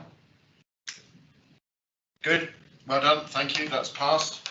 We will move on to item 13, which is questions from members. 6 member questions being received according to the deadline set out in Procedure Rule 15 of the following from the following councillors. Sorry. First, Councillor Dave Tremlin, do you have a supplementary question? I would urge people to ask a supplementary as opposed to reiterate the original. So, Councillor Dave Tremlin. Yes. Could I ask that the last sentence in that response from Councillor Chalmley be altered to members will be updated, or move or change from members will be updated as this progress on request to as a matter of routine. That members will be updated as a matter of routine. Okay, thank you. Councillor Dave Tremlin, question 2. Do you have a supplementary question? Yeah, I'd like someone to explain why, in response to a question to council asking for the evidence why the decision to close Shire Hall was made, I was sent all the material that was used to support keeping Shire Hall open. Thank you. Councillor David Vasmer, do you have a supplementary question on your community tree scheme questions? Mr. Speaker, you need to ask the relevant portfolio holder to respond to the supplementary question. Okay. Okay, well, those 2 questions were very similar anyway. So, portfolio holder, do you have a response to those from Councillor Tremlin? Thank you, Mr. Speaker. I thought I got away with it then. The first supplementary is yes, as a matter of routine, no problem with that. And I'm a bit confused on why you've been sent information on keeping Shire Hall open. I'll look into that, Councillor Tremlin. I don't know the answer on that at the top of my head. I didn't know that had happened. So. Okay, it just actually to make the point. Sorry, if I can come back, Speaker, on that, just to explain. Sorry, you're not able to come back on that. I'm sure Councillor Chalmley would be more than willing to engage with you post the meeting, but you've had an answer to your. Okay, it's fine. Thank you. All right. So we've got 3 and 4 on the community tree scheme from Councillor David Vasmer. If you could put both of those supplementary questions, and I'm sure you have them, then I will bring the portfolio holder back to answer both of those questions, and then we'll move on to question 5 of yours. So your 2 questions, 3 and 4 on the community tree scheme. Councillor Vasmer, do you have supplementaries on those 2 questions? Well, thank you, Mr. Speaker. I just want to say that thank you very much to the officers in producing very full response to my questions. I'm very, very grateful for the work, clearly the amount of work that's gone into that. My supplementary is very much, do we need to review our policy on trees? I mean, I think there's a universal agreement across the council that we're doing a great thing, but as in with the community tree scheme, which has stopped and started, perhaps we need to look at the overview of our policies, and in the light of all the latest developments which Councillor Dean outlined earlier, to see where we're going with this and make sure that we really are developing a leading policy on trees. Thank you. And question 5 is also yours, on the Northwest Relief Road. Do you have a supplementary question on that? Yes, could I have a response to my supplementary on the trees? Sorry, I thought. Yes, sorry, I'm getting myself ahead of myself here. Wishful thinking on my part. I apologise. Okay. Portfolio holder, please. Thank you, Speaker, and thank you, Councillor Vasma. In terms of policy on trees, I think I need a little more information from you, whether you mean the policy in terms of the community tree scheme, or whether you mean policy on trees in terms of our local planning policies. So perhaps if we could take this offline and have a conversation with Councillor Macy, who covers the local planning policy review, that might be helpful so that we get the best response possible for you. Is that okay? Thank you. That's fine. Thank you very much. Okay, sorry for getting ahead of myself there. Twice I've done it now. Crikey. Okay, Councillor 5. Question 5, Councillor David Vasma, Northwest Relief Road. Do you have a supplementary?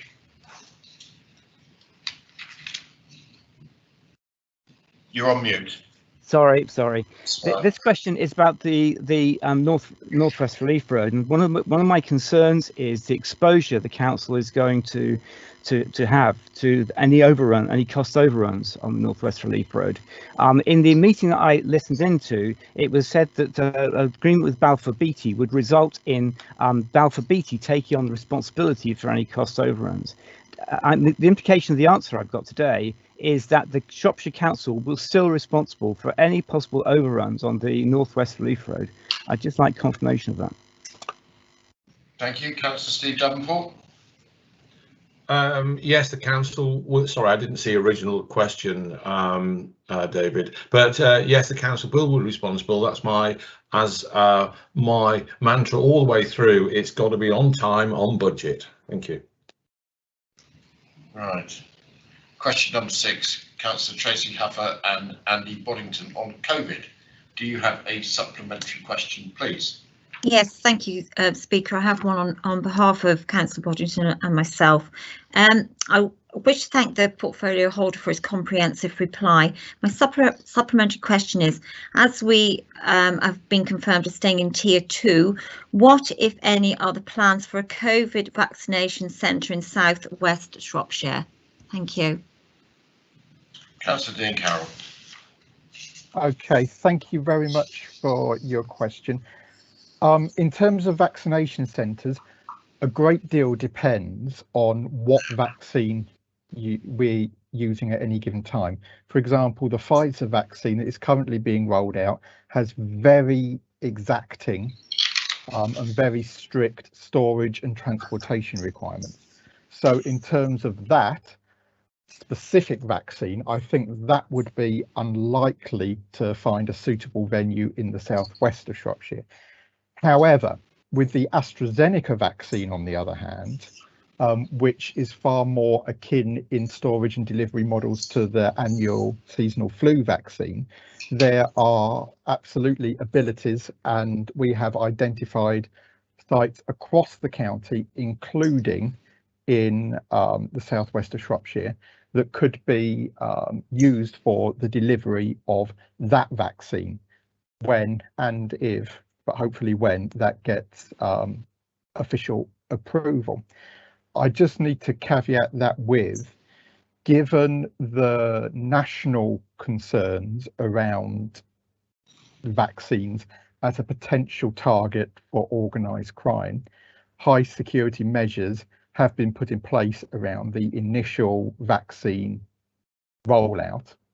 So the specific sites that we have passed on to our NHS colleagues who are leading on the rollout of the vaccination have to be kept confidential for the time being until security can be put in place around them. I think that answers your question. Thank you very much. We'll move on to item 14, appointment to committees. I ask the council to confirm the following appointments. Is that seconded? Yes, I'll second that, Mr. Speaker. Don't read it because it's only 2 lines. I'm sure everybody's done that anyway. Unless I hear otherwise, I will take that as said. Thank you. Item 15, the Shropshire and Wrekin Fire and Rescue Authority Chair's report of the meeting held on the 24th of June 2020. I invite Councillor Chris Mellings to move the report and that of Shropshire and Wrekin Fire Authority be received and noted. Councillor Mellings. Thank you, Speaker. Councillor Chris Mellings, Vice Chair of the Fire Authority. I move that the report be received and adopted, and in doing so, can I, on behalf of the authority and the service, can I wish all members and officers a very happy and above all safe Christmas. Thank you, Speaker. I'll second that, Speaker. Pauline D, I'll second that. Okay, does there anybody that wish to speak on it? No, well, I'll accept this report unless anyone indicates differently. Good. Okay, item 16, exclusion of the public and press. I move that in accordance with the provisions of Schedule 12A Local Government Act 1972 and paragraph 10.43 of the Council's Access to Information Procedure Rules, the public and press be excluded for the consideration of the remaining business. Is that seconded? I'll second that, Mr. Speaker. Again, I will take that as said unless somebody dissents and says otherwise. Thank you. So that will now happen and we will no longer be live.